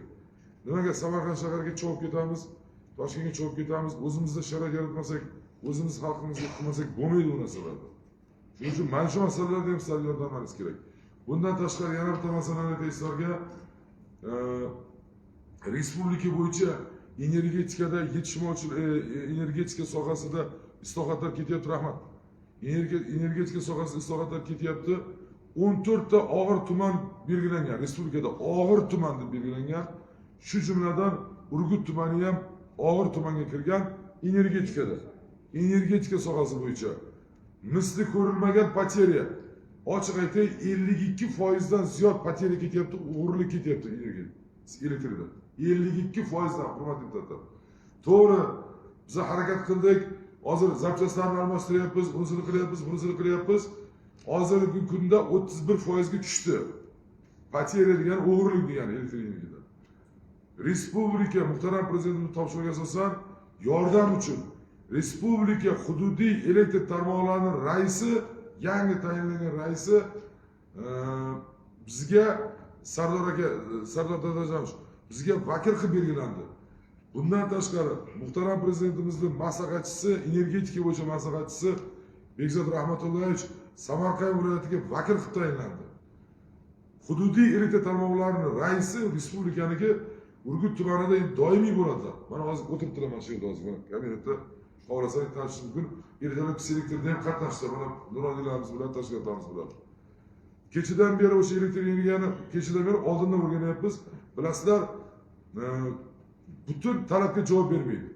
Mana transformatorlar 2782 ta transformator bor ekan, Sohib aka. Shundan endi dastlabki hisob-kitoblarga qaraganda, dastlabki deb aytay, endi oldindan bu sifra 1000 ga yaqin Jamshidga 40 yildan ziyod bo'lgan ekan. 40 yillik. Bu oporalar, stalbalar, elektrositni o'zining moddiy texnika bazasi. Ertaga oldimizda mana qish-kuz ish qoqib turibdi o'sha. Ish qoqib turibdi mana o'sha kuz hademay kelib qoladi. Tayyorgarlik ko'rishimiz kerak. Mana muhtaram prezidentimiz shunchalik Urgut tumaniga e'tiborlari respublika hududiy elektr tarmoqlari rahbarini bizga biriktirib berdilar. Endi o'g'rilik splashnoy kelyapti, hurmatli deputatlar. Shuni ham hisobga olinglar. Hozir endi mahalla raislariga ham aytdim, to'liq Urgut tumani xabardor bo'linglar, to'liq inventarizatsiya bo'ladi. Inventarizatsiya. Xonadonbay, tashkilotbay, o'sha xizmat ko'rsatish sohasi, magazinlar ham hammasi. Katta-katta yirik tadbirkorlik subyektlari energiya auditdan o'tadi. Sohib aka energiya auditdan o'tadi katta-katta tashkilotlar. to'liq imtiyozlasa bo'ladi. Maqsad shu elektrifikatsiyani yaxshilash. Shu maqsad shu sifatli xizmat ko'rsatish, sifatli yordam qilish. Bundan tashqari bilasizlar, yildan yilga gazga bo'lgan ehtiyoj ko'p, lekin hamma narsa elektrga o'tyapti sohbaga. Domlar ham elektrga o'tyapti, hamma narsa elektrga o'tyapti. Hamma narsa. Faqat mana yirik korxonalarga kelajakda gaz qoladi, yirik korxonalarga o'sha ishlab chiqarish uchun. Qolgan hammasi elektrga o'tib boradi. Bundan tashqari sanoatni aholidan ajratish uchun yana bitta narsa aytib qo'yay. 7 kilometr masofada taylovdan gaz turba tortilyapti. Aholi alohida bo'ladi, mana bu yangi O'zbekiston massivi. Sanoat alohida bo'ladi gazdan. Bir-biriga xalaq bermaydi. Oldin qishda sanoatni o'chirib qo'y, aholiga beriktirdi. Shu masalani ham rahbarlarimiz yechib berdilar. Umuman olganda endi vaqtlaringiz olmay, chunki mehmon ham qarab qoldi. Suray tayyorini qiladigan ishimiz juda ham ko'p. Hozir mana o'zingiz ko'ryapsiz, hurmatli deputatlar. Ulgurmaymiz. Mana shu Urgut soyda atrofi bilan yo'llarni boshlab qo'yganmiz, tadbirkorlarga aytyapmiz, iltimos qilyapmiz, oldingni to'g'rilab qo'y, ranglab qo'y, birikkan teryapmiz. Bular hammasini ulgurishimiz kerak, harakat qilishimiz kerak, mustaqillik bayramgacha tugatishimiz kerak. Bayramimizni chiroyli tutishimiz kerak. Stadionimiz turibdi, ulgurishimiz kerak. Nasib qilsa yangi stadionlarda konsertlar bo'ladi, xudo xolasa, futbollar bo'ladi, futbolni komanda bor. Mana Sohib akaga ming rahmat. Mana Sohib aka Urgut tumanini tadbirkorlar kengashining raisi. Bilib qo'yinglar, saylaganmiz biz. Raisi har oyda kamida 1 marta, 2 marta, vaqtida 3 marta kengashni yig'ilishini o'tkazyaptilar. To'liq yordam beryaptilar. Nima demoqchiman? Tumanimiz ko'rkam, chiroyli bo'lish kerak-da. Juda ko'p masalalar bor Urgut tumani markazida. Chiroyli bo'lish kerak. Davlatimiz rahbari 40 kunlik obodonchilik e'lon qildi. Aholimizga aytibdilar, hech bo'lmasa uyingni ranglab, oqlab, devoringni uyingni oldiga 4 ta rayhon ekib qo'y deyaptilar. Shuni men ertalab juda qattiq gapirdim. Faol deputatlarimizga yana bir bor so'rab qolaman. Hech bo'lmasa shu masalalarda bir faolroq bo'laylik tagin. Har bir mahallada uyda odamlar uyini oldida bir 4 ta rayhon ekib qo'yib, arig'ini kavlab, darvozasini ranglab, devorni ranglab qo'ysin. Kelgan mehmonlar juda e'tiroz bildiryapti. O't bosib ketgan, tikon bosib ketgan, sarg'ayib ketgan. Ayniqsa mana Ispanzaning yo'lidan So'ray tayyorini Mingtepa, Mo'minobod, Jarqishloq, G'ijduvonga yo'ladigan yo'lga qarab bo'lmaydi, uylarga qarab bo'lmaydi. Xashak bosib ketgan, tikon bosib ketgan, ajriq bosib ketgan, uylar ranglanmagan. Shu tomondan ham saylangan deputatlar bormi? So'ray tayyorni nozik turg'izib uyaltirmay, sizdan iltimos bo'ladi. Sherali sizdan ham iltimos bo'ladi. Shu tomondan saylangan deputatlarimiz bo'lsa, ozgina shu piyoda yurib, shu mahalla raisimiz bilan sektor rahbari ichki ishlar boshqarmasining boshlig'i Jartepaga ham, men aytgan joylarga ham da Sherali. Katta ishi. Sektorlarga bo'lindi yana. Samarqand viloyati bo'ldi, sektorlarga bo'lindi. Shu Ispanza, Mo'minobod, Mingtepa, Jarqishloq, G'ijduvon, Choshtepa, bu yog'i Tinchlik, Boybul, Jartepa, Zarafshon, oxiri ustaxona bilan chiqib ketadi. Shu tomonda saylangan deputatlarimiz ham bir saf faolroq bo'lsin, so'raydiganlar bir o'zaro gaplashib olasizlarmi? O'sha hudud 3-sektor, Nachalnik militsiyani hududi.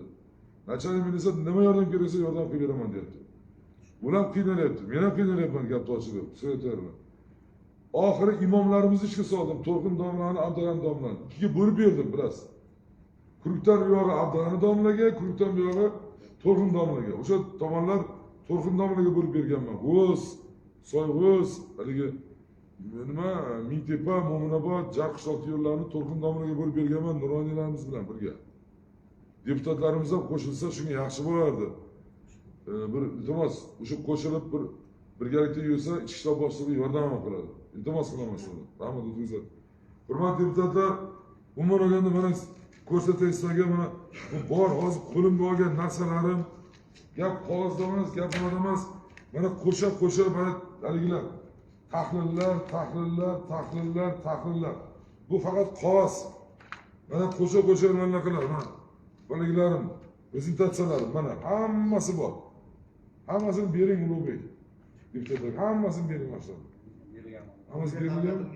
Hammasini beringlar. Gap qog'ozda emas. Qog'oz endi bu qog'oz hamma narsani ko'taradi, hurmatli deputatlar. Amalda hammamiz birlashayotgan qilyapmiz. Lekin yanada faolroq bo'layotgan urgutimizni chiroyli qilaylik, namunali tuman qilaylik. Axborotim tugadi, sektorini e'tiborlanish uchun rahmat. Sog'lik bo'lsa tayyormiz o'zbekiston. Rahmat Osmonovich. Hurmatli deputatlar, mavzuga savollaring bormi? Taklif, mulohazalaring. Marhamat Zaynab. O'tirib olamiz. Assalomu alaykum. 26 saylov okrugidan saylangan deputat so'zlari davomida bo'laman. Hurmatli Hasanov, mana sizni ma'zamlik bilan soldik. Kutib turdim. Mana davlatimiz tomonidan berilgan mablag'larni, mahalliy byudjetdan berilgan mablag'lar to'g'rilab e'tibor berib turdim. Qancha homiylarga ham to'xtalam ekan. Rahmat, albatta to'xtaldingiz. Meni hududimda 3 ta mahallam bor. Misvot, Dehqonobod, Yepar Sanchqul. Shu barcha hozir tumanimizda 116 ta mahallada bo'ladigan katta o'zgarishlarga albatta to'xtaldingiz. Mana men hududimda Yepar Sanchqulda ko'p narsalardan to'g'risi orqada qolgan edi. Mana shu yaqin 5-10 kunlik sizga aytib o'tsam, 3 kilometrdan ziyod ichki yo'llarni asfalt qilishdi. Rahmat sizning o'rinbosarlaringizga, texnikalardan yordam qilishdi. Men demoqchi bo'lganim, u yerda faollarni, o'sha tadbirkorlar yordam qilishdi. Ularni men qarz gapimizni yetishishim uchun hozir vaqt kelib qoldi. Ruxsat bersangiz, faollar aytib, bir tumanimiz hokimiga tashrif buyursa, yerda maqtanish sizga ko'rgazmoq uchun chaqirmoqchi emasmiz. Yana ular ishlarni davom etkazmoqchida. Keyin yaqinda to'yxona ochilgan, hujjatlar chalaroq, hujjatlar yaqin kunlarda bitdi. Siz viloyatda ishlagan vaqtlaringizda kelgansiz to'yxonaning qurilishida. Hujjatlari tayyor bo'ldi. Ular o'shaning ochilish marosimini qilib, ruxsat bersangiz, tuman bo'yicha 5 ta, 10 ta, 15 ta o'sha to'y kam ta'minlanganlar to'y qilib, ochilish qilib, o'shada yana ular yuqorida hasharlarni davom etkazmoqchi. Siz boshchiligingizda va qolaversa o'shada ikkinchi sektor rahbarini birgalikda yoningizda, men birgalikda bo'lsak, yaqin kunlarda vaqtingizni ajratib albatashingiz mumkin. Yaxshi bilaman, sizlarni birgalikdamiz. Sizdan iltimos o'sha faollarni, o'sha yerdagi men saylovchilarni qarz gapimizni yetib qo'ying. Iltimos emas, bu meni burchim, borishim kerak, albatta boraman. Vaqtini beringlar. Uzoq cho'zmaymiz. Mana bugun juma kuni bo'lsa, ertaga shanbami, masalan, bozor ertalab farqi yo'q, boraman da ochamiz. Yana bitta masala bor, So'raytoyini birdan aytay, sizni o'sha yerga biriktirganman, So'raytoy o'tiring. Bitta narsa aytay, do'stim, bizlar Bahrimni qilishga qildik, kerakasiz qilyapmiz.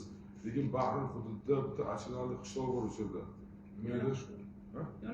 Yana qishloq.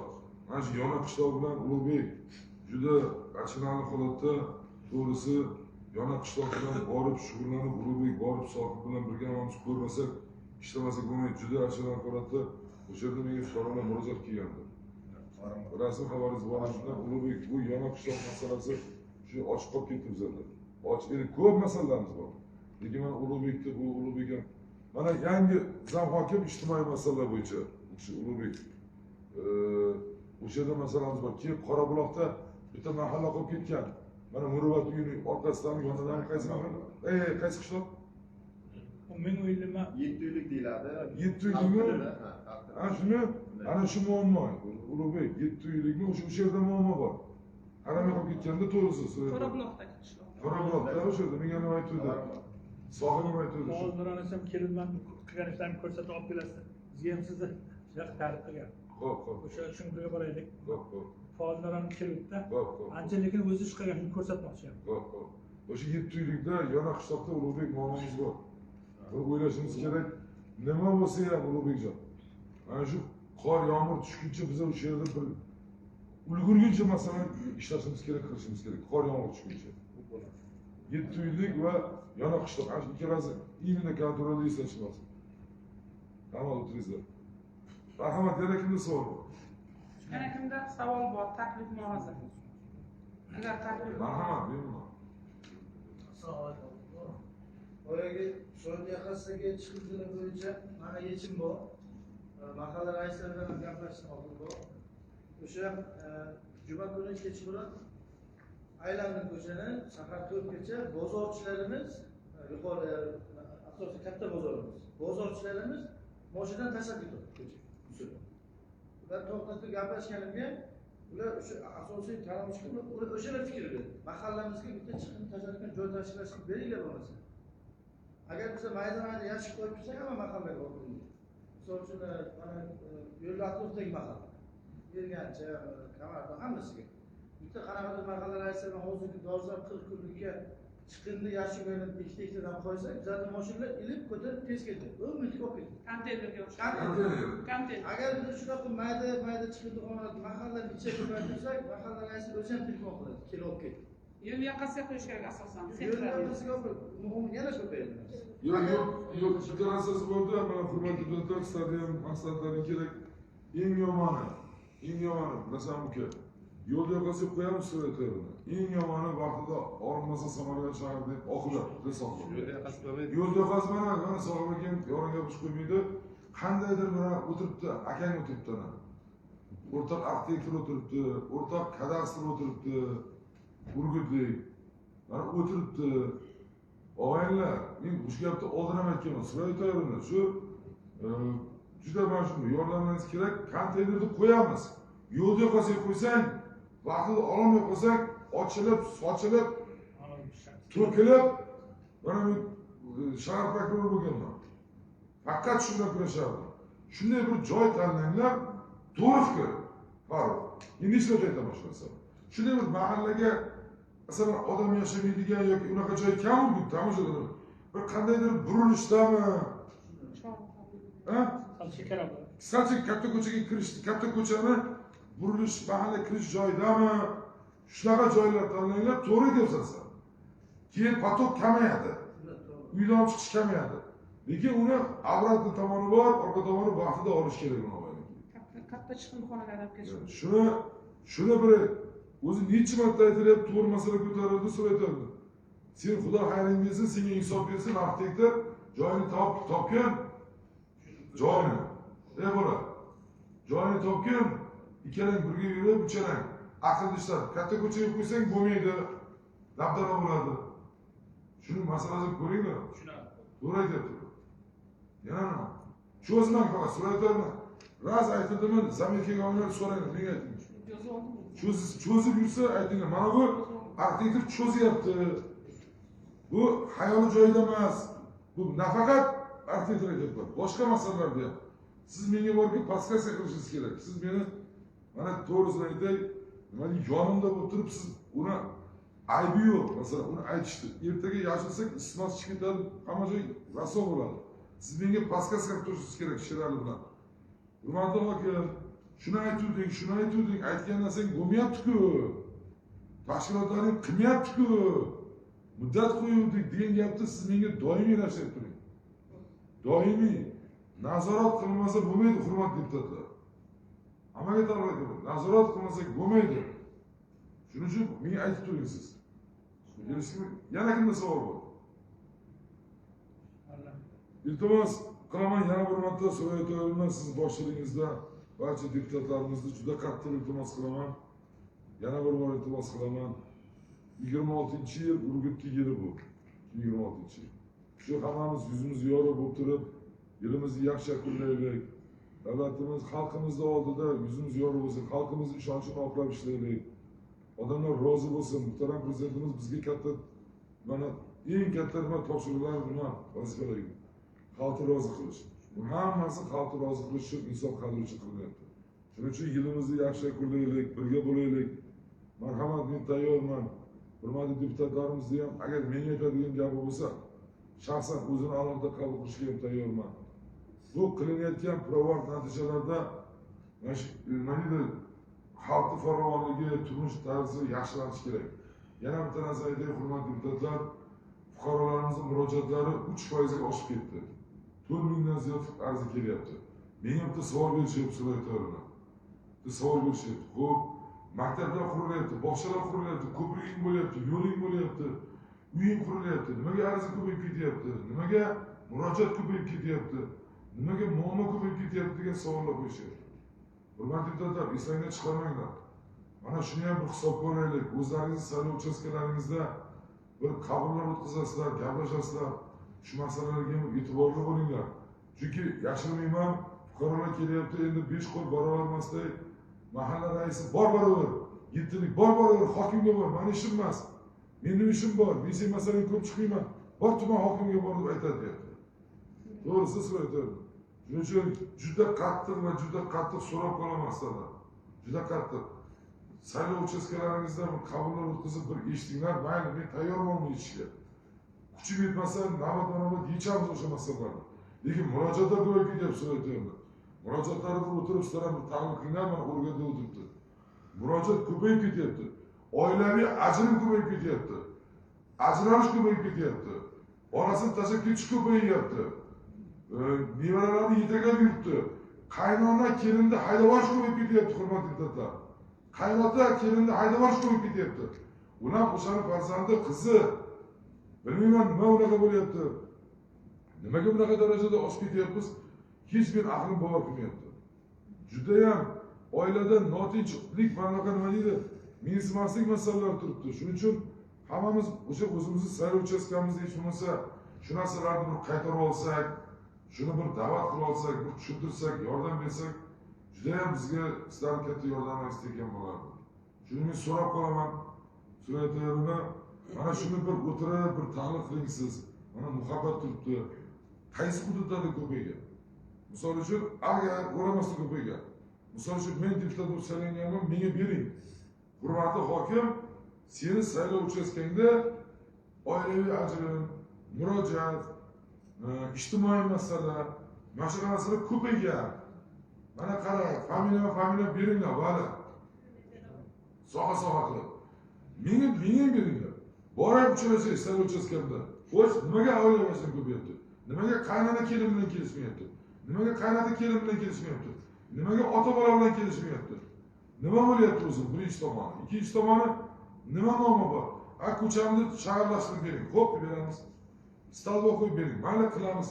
Navbat qilamiz. Shuni bir tahlil qilib, bir uchastka bo'lib bering. Bir deputatlar bilan o'tirib, nafaqat sessiyada bir o'zimizdan bir bo'sh vaqtni topib uchrashaylik, gaplashaylik. Chunki deputatlar baribir menga aytadi, bir masala ko'taradi. Borib chiqishganda asfalt qiling deb aytdi deydi. Yoki ichimlik suv o'tkazib bering deb aytdi deydi. Uni deputat qilishga qiynaladi baribir. To'g'ri. Uni bizlar hech bo'lmasa bilaylik. Uni bir navbat mana birinchi o'rinbosar, qo'shimcha o'rinbosar bilan o'tirib, rejalashtiraylik degan uni yechaylik. Shaharlashtirishlar, misol uchun bitta stolbalar almashtirish yo bitta transformator remont qilish juda muammo masala emas-ku. To'g'rimi? Shuning uchun iltimos qilaman. Shuni o'tirib bir murojaatlar bilan Sheraliboy muammolar bilan uchastka bo'linglar. Qachon bitta deputatimiz 30 ta deputat bittadan muammo hal qilsa 30 ta muammo hal bo'ladi. Joylarda qilyapmiz, asta-sekin faqat u darajaga jadallashganimiz yo'q, lekin joylarda chiqib iltimos, chunki murojaat ko'payib ketyapti va ta'lim sohasini iltimos qildim deputatlardan shuni ham bir faolroq bo'laylik. Bir o'zimizni saylov uchastkadagi maktab, bog'chalarni ko'raylik. Mana yangi o'quv yili oldidan deputatlarimiz chiqqan, ish boshlaganmiz. Yangi o'quv yiliga tayyorgarlik, obodonchilik ishlarini nazorat qilib, yaqinda xulosa qilib, nazorat taftish o'tkazmoqchi, tahliliy natijasini ko'rmoqchi biz ta'lim sohasida. Joylarga chiqqanmiz, ancha ishlar qilingan. Endi umumlashtiramiz. 15 kunning ichida ijtimoiy soha obyektlarini QVP bo'ladimi, mana maktabgacha ta'lim bo'ladimi, maktab bo'ladimi, hammasi mahalla kesimini ham mahalla yetkazini alohida ko'rib chiqyapmiz. Shu yoshlar yetakchisi alohida, qizlar faollar alohida qilgan ishlarni. Siz aytgandek ba'zi birlarni o'sha 2-3 yillik ish turibdi ba'zi joyda. Qilmagan. Ba'zi birlar shunaqa chiroyli ishlaganki, havasingiz ketadi respublika darajasida. Xuddi shunday. Faqat ularni ishlatishimiz kerak. Berilgan qilgan nimalaringiz hammasi to'g'ri. O'z hududimiz bo'yicha ishlashimiz lozim. Ishlar bor, lekin u darajada emas. Sizni ishontirib aytamizki, hamma deputatimiz o'ziga biriktirilgan hududga chiqib, mana shu obodonchilik ishi bo'ladimi, zarur 40 kunlik ichida bo'ladimi, hokimiyat bilan birgalikda, tegishli tashkilotlar bilan birgalikda ishlarimizni sizga ko'rsata olamiz. Iltimos, juda qattiq iltimos qilaman sizlarga, hurmatli deputatlar. Yana bir bor eshitganlaringiz uchun, tinglaganlaringiz uchun katta rahmat. Albatta birgalikda ishlaymiz. Sog' salomat bo'linglar. Nasib qilsa hammamiz yuzimiz yorug' bo'lsin shu yil. Sog' bo'ling. Ushbu masala bo'yicha so'z mahalliy byudjet tadbirkorlikni rivojlantirish va iqtisodiy islohotlar masalalari bo'yicha doimiy komissiya raisi Azimurod Ortiqjonga beriladi. Doimiy komissiya xulosasini o'qib beradi. Marhamat.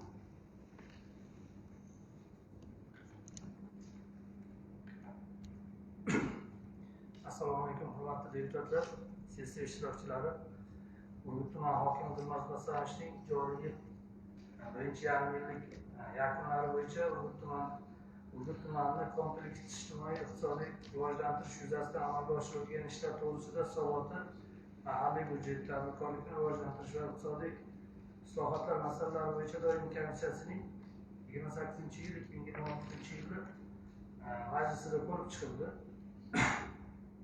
Shuni ta'kidlash kerakki, muhtaram prezidentimizni tashabbuslari hamda qabul qilingan farmon va qarorlar bilan 2026-yilda Urgut tumanida 392, 393, 141, 407 qarorlari hamda tashabbusli byudjet davlat dasturlari doirasida amalga oshiriladigan eng ustuvor vazifalarimizni belgilab, tumanimizga 303 ta obyektlarda loyihalari 1 trillion 570 milliard so'm mablag' hal qilib berilganligi, ushbu belgilangan vazifalar bo'yicha tuman hokimimiz boshchiligida Urgut tumanida katta o'zgarishlar bo'layotganligini barchamiz guvoh bo'lib turibmiz. Tumanda ishsiz aholini ish bilan ta'minlash, kambag'allikni qisqartirish, soha va tarmoqlarda tasdiqlangan dasturlarda belgilangan loyihalarni o'z vaqtida ishga tushirish, to'g'ridan-to'g'ri investitsiyalarni jalb qilish, qurilish va obodonlashtirish ishlarini amalga oshirish masalalari ko'rib chiqilib, qaror loyihasi tayyorlandi va ma'qullandi. Sizlarni ham ma'qullashga chaqirib qolaman. Rahmat. Hurmatli deputatlar, mazkur masala yuzasidan qaror qabul qilishimiz kerak. Qaror loyihasi sizlarga tarqatilgan. Agar qaror loyihasiga qo'shimcha taklif, mulohazalaring bo'lmasa, mazkur qaror loyihasi tasdiqlansin degan deputatlar munosabat bildirishlarini so'rayman. Rahmat. Qarshilar yo'q, betaraflar yo'q. Qaror qabul qilindi. So'zlarimni to'g'risini aytay, hurmatli deputatlar, endi ko'p vaqtlaringizni olgandirman, vaqt cho'zilib ketyapti. To'g'risi bu yuragimdan, ichimdan chiqqan gaplarda. Bunga qaramasak, birlashmasak, yana bir marta so'zlayman. Birlashmasak bizlar o'zimizni qilolmaymiz. Bitta tuman hokimiga, tuman hokimi o'rinbosarlari, tashkilotlar bilan hech bir qilolmaymiz. Hech bir qilolmaymiz. Shuning uchun shu to'g'risi harakat qildim, sizlarga yetkazib borishga shu qilayotgan ishlarni. O'zlaringiz qo'llaringizdan bor, yana bir bor sizlardan iltimos qilaman, faolroq bo'ling. Faolroq, juda qattiq iltimos. Juda qattiq iltimos. Agar siz desalaringiz mehmonim. Sog' bo'ling. Kun tartibidagi ikkinchi masala Urgut tuman hokimining birinchi o'rinbosari, iqtisodiyot va moliya bo'limi boshlig'i Kamolov Ulug'bek Toyirishning tuman mahalliy budjetining 2026-yil ikkinchi chorak ijrosi bo'yicha hisobot to'g'risida. Assalomu alaykum, hurmatli deputatlar hamda sessiya qatnashchilari. Bugun sizlarning e'tiborlaringizga taqdim etilayotgan hisobot tuman mahalliy budjetining 2026-yil ikkinchi chorak daromadlar prognoz ko'rsatkichlari to'g'risida bir o'tadi.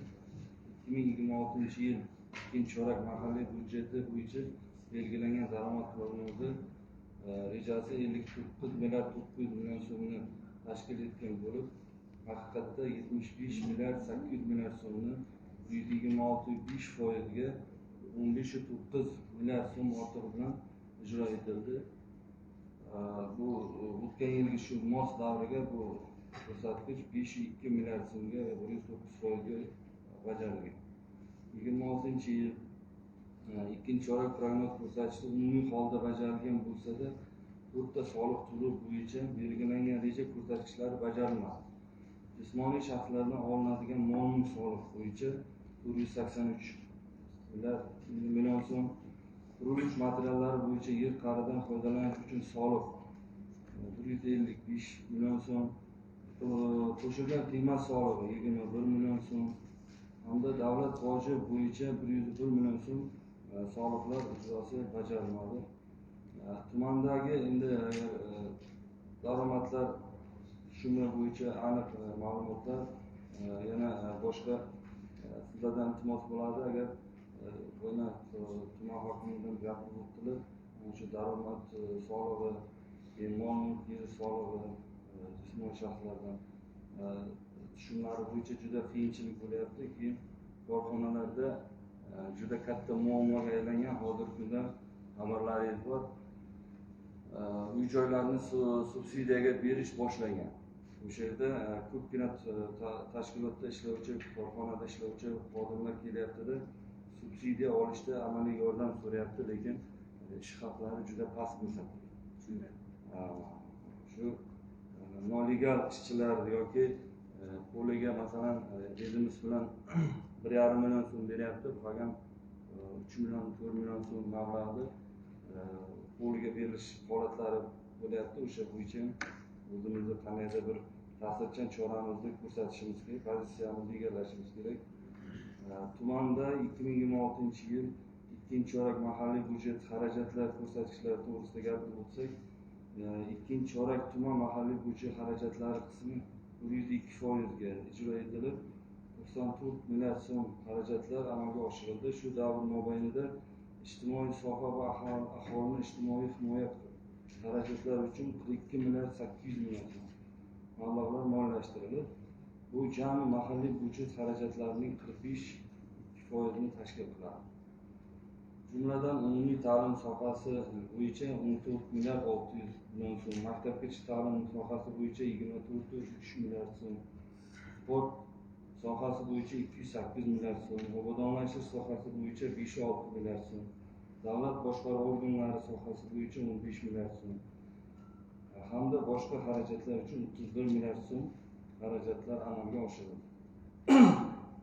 Mahalliy byudjetning zaxira jamg'armasi mablag'lari foydalanishi, tuman mahalliy byudjetining zaxira jamg'armasi mablag'lari 2026-yil ikkinchi choragida 843,7 million so'm rejalashtirilgan bo'lib, to'liq sarflangan. Mahalliy byudjetning erkin qoldiq mablag'lari tuman mahalliy byudjetining 26-yil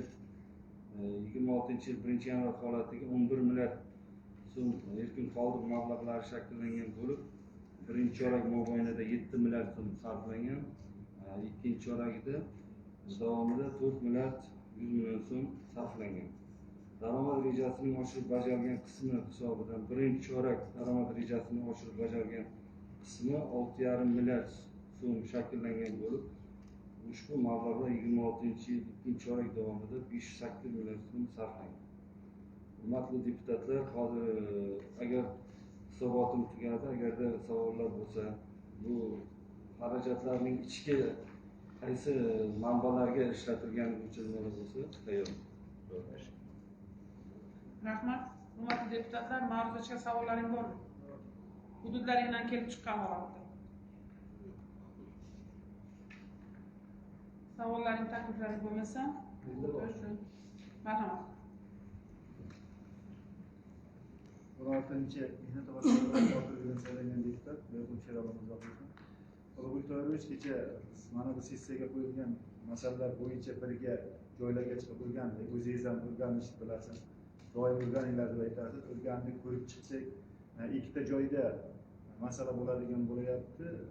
Ish ketyapti, faqat to'xtab qolgan. Shu joyga alohida e'tibor qaratib bersangiz. Bu birinchisi, demak, stadionga 500 million ajratgan edi. O'sha joyda ish to'xtab qolgan. Birga chiqamiz komissiya bilan. Ikkinchisi, xalq ta'limiga 95 million pul ajratgan edi. Ikkita bog'chaga, 14-chi hamda 24-chi bog'chalar. O'sha bo'yicha bitta nazoratni olib bersangiz. Rahmat. Har doim sessiyalarda aytamiz, mana shu ajratilgan mablag'larni samarali, haqqoniy ishlatilishi bo'yicha o'zlaringizni chiqib nimalar aytinglar. Bu 500 million mablag' hamda bu ikkita adashmasam MTM yo'nalishdagi bog'chalarni hojatxonasi bo'yicha berilgan edi.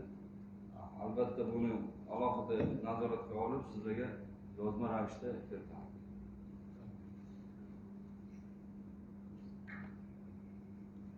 Savollaring bormi? Taklif mulohazalaring. Yo'qmi? Joyingizga egashingiz mumkin. Ushbu masala bo'yicha so'z mahalliy byudjet tadbirkorlikni rivojlantirish va iqtisodiy islohotlar masalalari bo'yicha doimiy komissiya raisi o'rinbosari Obloqulov Qosim Quyonovichga beriladi. Marhamat.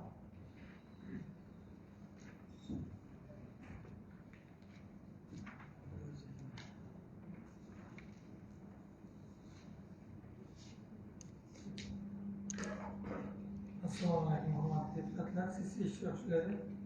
Urgut tuman hokimining birinchi o'rinbosari, iqtisodiyot va moliya bo'limi boshlig'i Nuriy Kamolovning tuman mahalliy byudjetining 2026-yil ikkinchi chorak ijrosi yuzasidan hisoboti, mahalliy byudjet, tadbirkorlikni rivojlantirish va iqtisodiy islohotlar masalalari bo'yicha doimiy komissiyasining 2026-yilning 28-iyul kungi majlisida ko'rib chiqildi. Ushbu masala bo'yicha komissiya joyiga chiqqan holda o'rganishlar o'tkazdi va muhokama qilinib, kerak qaror loyihasi sizlarga tarqatilgan. Agar qaror loyihasiga qo'shimcha o'zgartirish takliflaring bo'lmasa, ushbu qaror loyihasi tasdiqlansin degan deputatlar munosabat bildirishlarini so'radim. Rahmat. Qarshilar yo'q, betaraflar yo'q. Qaror qabul qilindi. Kun tartibidagi keyingi masala Urgut tuman mahalliy byudjeti qo'shimcha manbalardan hisobidan jamoatchilik fikri asosida shakllanadigan tadbirlarni moliyalashtirish maqsadida tuman hokimligi qoshida ochilgan fuqarolar tashabbusli jamg'armasi mablag'ini ajratish to'g'risida. Ushbu masala bo'yicha qisqacha tushuncha berish uchun so'z iqtisodiyot va moliya bo'limi boshlig'ining o'rinbosari Salomov Bektosh Xudoyberishga beriladi. Marhamat. Assalomu alaykum, hurmatli so'rovchilar, hurmatli deputatlar, hamda sessiya qatnashchilari. Bugun sizlarning e'tiborlaringizga taqdim etiladigan ma'lumotlarimiz tuman mahalliy byudjetining 2026-yil ikkinchi chorak daromad rejasini oshirib bajarilgan qismi hamda yer uchastkalariga bo'lgan huquqlarni sotishdan tushgan pul mablag'lari hisobidan ajratilgan mablag'larni yo'naltirish bo'yicha takliflarimni sizlarga havola qilmoqchiman. Jamoatchilik fikri asosida shakllantirilgan tadbirlarni moliyalashtirish maqsadida tuman hokimligi qoshida ochilgan fuqarolar tashabbusi byudjet jamg'armasiga tuman mahalliy byudjetining 2026-yil ikkinchi chorak daromadlar rejasini oshirib bajarilgan qismi hisobidan 3,55 milliard so'm yer uchastkalariga bo'lgan ularni sotishdan tushgan pul mablag'lari hisobidan 1,174 milliard so'm, jami 4,29 milliard so'm tashabbusi byudjet jamg'armasiga yo'naltirishni taklif qilmoqdamiz. Ma'lum bo'ladi. Rahmat. Ma'ruzachiga savollaring bormi? Yo'qmi?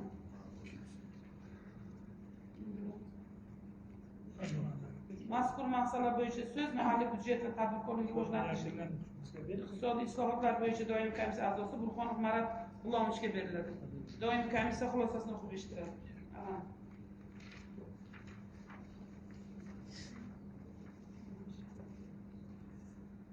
Assalomu alaykum, hurmatli deputatlar va sessiya ishtirokchilari. Urgut tumani mahalliy byudjetining qo'shimcha manbalari hisobidan jamoatchilik fikri asosida shakllanadigan tadbirlarni moliyalashtirish maqsadida tuman hokimligi qoshida ochilgan fuqarolar tashabbusi jamg'armasiga mablag' ajratish yuzasidan mahalliy byudjet, tadbirkorlikni rivojlantirish va iqtisodiy islohotlar masalalari bo'yicha doimiy komissiyaning 2026-yilning 28-iyul kungi majlisida ko'rib chiqildi. Ushbu masala doimiy komissiya tomonidan ko'rib chiqilib va kerakli qaror loyihalari ishlab chiqildi va ma'qullandi. Sizlarni ham ma'qullashga taklif qilaman. Rahmat. Hurmatli deputatlar, mazkur masala yuzasidan ham qaror qabul qilishimiz kerak. Qaror loyihasi sizlarga tarqatilgan.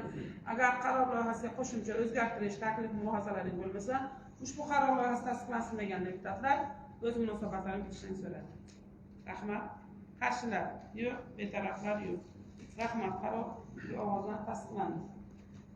Kun tartibidagi keyingi masala Urgut tuman mahalliy byudjetining qo'shimcha manbalaridan foydalanish to'g'risida yana so'z moliya va iqtisod bo'limi boshlig'ining o'rinbosari Salomov Bektosh Xudoyberishga beriladi. Qisqacha tushuncha beradi sizlarga. Marhamat.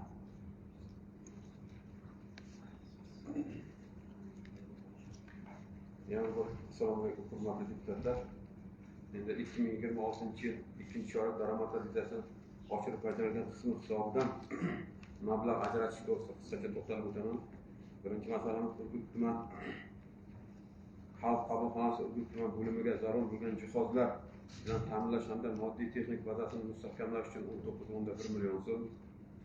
Respublika maxsus aloqa bog'lanmasi MTS Samarqand viloyati maxsus aloqa bog'lanmasi filialidan ko'rsatilgan xizmatlardan mavjud qarzdorlikni to'lab berish uchun 15,5 million so'm.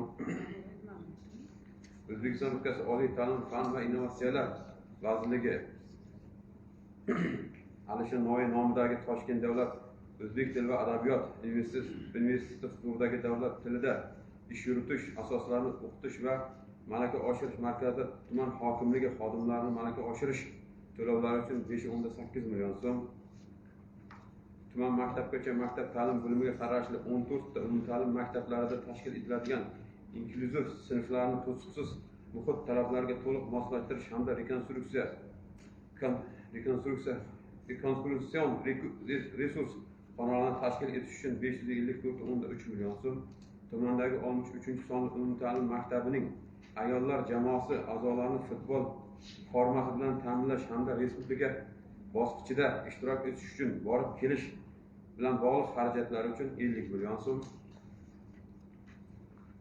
tumandagi 28 sonli umumta'lim maktabi sinfxonasining 300 metr kvadrat hol qismini ta'mirlash ishlari uchun 210 million so'm, obodonlashtirish boshqarmasining moddiy texnik bazasini mustahkamlash uchun tovar moddiy zaxiralarini sotib olish hamda mavjud transport vositalarini ta'mirlash xarajatlari uchun 246.6 million so'm, tuman markazida joylashgan istirohat bog'i hududi va atrofini obodonlashtirish, ko'kalamzorlashtirish hamda zamonaviy qiyofat keltirish maqsadida istirohat bog'i va favvorani ta'mirlash xarajatlari uchun 4 milliard so'm, bu 4 milliard so'm yuqori tuman hokimiyati ta'kidlab o'tdi.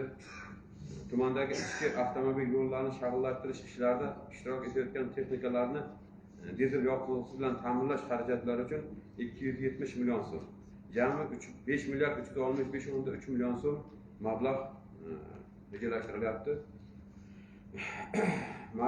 Mardomda Urgutdan mahalliy byudjetning 2026 yil 2-chorak daromadlar rejasini oshirib bajarilgan qismi mablag'lari hisobidan mablag' ajratish to'g'risida xalq deputatlari Urgut tuman kengashi qarori loyihasi bo'yicha sizlarga atroflicha ma'lumot taqdim etdim deb o'ylayman va sizlar Urgut tuman mahalliy byudjetining 2026 yil 2-chorak daromadlar rejasini oshirib bajarilgan qismi mablag'lari hisobidan mablag' ajratish to'g'risidagi kengash qarori loyihasini ma'qullab berishlaringizni so'rayman. E'tiborlaringiz uchun rahmat.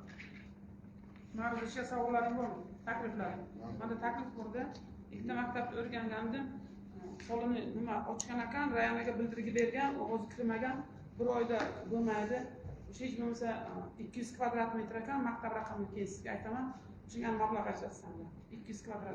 Qancha qilgandim?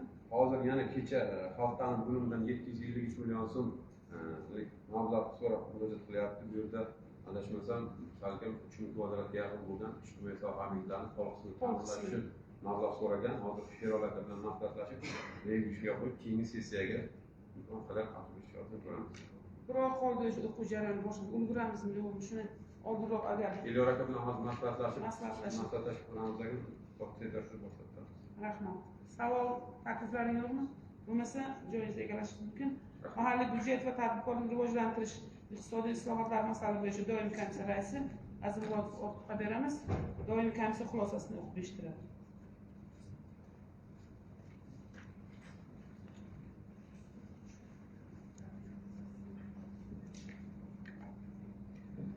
Assalomu alaykum, hurmatli deputatlar, sessiya ishtirokchilari.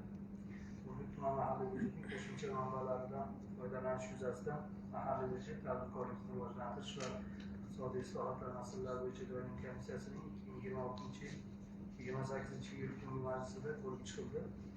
Bunda jami 5 milliard 365 million 298 ming so'm mablag' yo'naltirish taklif etilgan. Shu masala jamoatchilik muhokamasidan o'tgan, doimiy komissiya tomonidan ham ko'rib chiqilib, kerakli qaror loyihalari ishlab chiqildi va ma'qullandi. Sizlarni ham ma'qullashga chaqirib qolaman. Rahmat. Hurmatli deputatlar, qaror loyihasi qabul qilishimiz kerak. Qaror loyihasi sizlarga tarqatilgan. Agar qo'shimcha taklif mulohazalaring bo'lmasa, ushbu qaror loyihasi tasdiqlansin degan deputatlar munosabat bildirsangizlar. Rahmat. Qarshilar yo'q, betaraflar yo'q. Rahmat. Kun tartibidagi keyingi masala xalq deputatlari Urgut tuman kengashining doimiy komissiyalarini tuzish va shaxsiy tarkibini tasdiqlash haqidagi 2025 yil 23 yildagi 7.13.85.7.1/25K/25 sonli qaroriga o'zgartirish va qo'shimchalarni kiritish to'g'risida. Ushbu masala bo'yicha so'z reglament va deputatlik odob axloq masalalari bo'yicha doimiy komissiya a'zosi Jamol Hayrat Kamolovga berildi. Marhamat.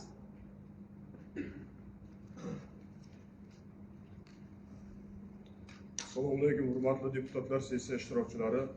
Xalq deputatlari Urgut tuman kengashi doimiy komissiyalarni tuzish va shaxsiy tarkibini tasdiqlash haqidagi 2025 yil 23 iyuldagi qarorga o'zgartirish va qo'shimchalar kiritish yuzasidan reglament va deputatlik odob axloq masalalari bo'yicha doimiy komissiyasining 2026 yilning 28 iyul kungi majlisida ko'rib chiqildi. Bunda doimiy komissiya tarkibiga qo'shimcha va o'zgartirishlar kiritildi. Ya'ni o'sha qarorni 2, 3, 5 ilovalarga qo'shimcha va o'zgartirishlar kiritish bo'yicha taklif tayyorlandi. Bu takliflar sizlarning qo'llaringizga tarqatilgan qaror loyihalarida bor. Tanishib chiqqansizlar. Ushbu masala doimiy komissiya tomonidan ko'rib chiqilib va kerakli qaror loyihalari ishlab chiqildi va ma'qullandi. Sizlarni ham ma'qullashga chaqirib qolaman. Rahmat. Rahmat. Ma'ruzashga savol takliflaring bormi? Bo'lmasa, mazkur qaror loyihasini tasdiqlashimiz kerak. Qaror loyihasi sizlarga berilgan. Qaror loyihasi tasdiqlansin degan deputatlar qo'l ko'tarib tasdiqlab berishini so'rayman. Rahmat. Qarshilar yo'q, betaraflar yo'q. Rahmat. Xalq deputatlari Urgut tuman kengashining navbatdagi 31-sessiyasiga mahalliy budjet tadbirkorligini rivojlantirish va iqtisodiy islohotlar bo'yicha doimiy komissiya raisi tayyorgarlik ko'rish taklif beriladi. Ushbu taklifni ma'qullagan deputatlar munosabat bildirishlarini so'rayman. Rahmat. Qarshilar yo'q, betaraflar yo'q. Hurmatli deputatlar, kun tartibiga kiritilgan bitta masalamiz qolib ketdi. O'zbekiston Respublikasi Prezidentining 2025 yil 20 oktyabrdagi aholi va hududlarning favqulodda vaziyatlarni ishonchli muhofaza qilish sohasini sifat jihatdan yangi bosqichga ko'tarish to'g'risidagi Prezident farmoni 185 farmonining ijrosi yuzasidan Urgut tuman favqulodda vaziyatlar bo'limi boshlig'i O'ralov G'afurning hisobot to'g'risida edi.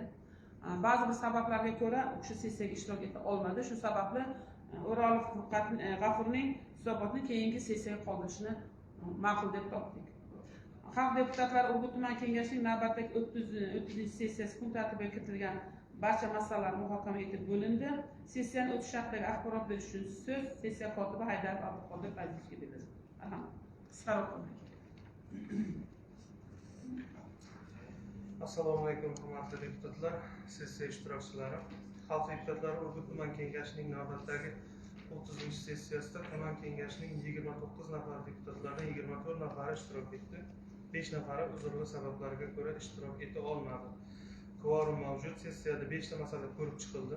Kun tartibidagi 5 ta masala barchasi ko'rib chiqildi. Sessiyada ishtirok etayotgan jami 24 nafar deputatning barchasi barcha masalani bir ovozdan ma'qulladi. Sessiya mazmunli hamda yaxshi o'tdi. E'tiborlaringiz uchun rahmat. Sessiya o'tish haqida fikr mulohazalaring. Shu bilan xalq deputatlari Urgut tuman kengashining navbatdagi 30-sessiyasini yopiq deb e'lon qilaman. E'tiborlaring uchun katta rahmat.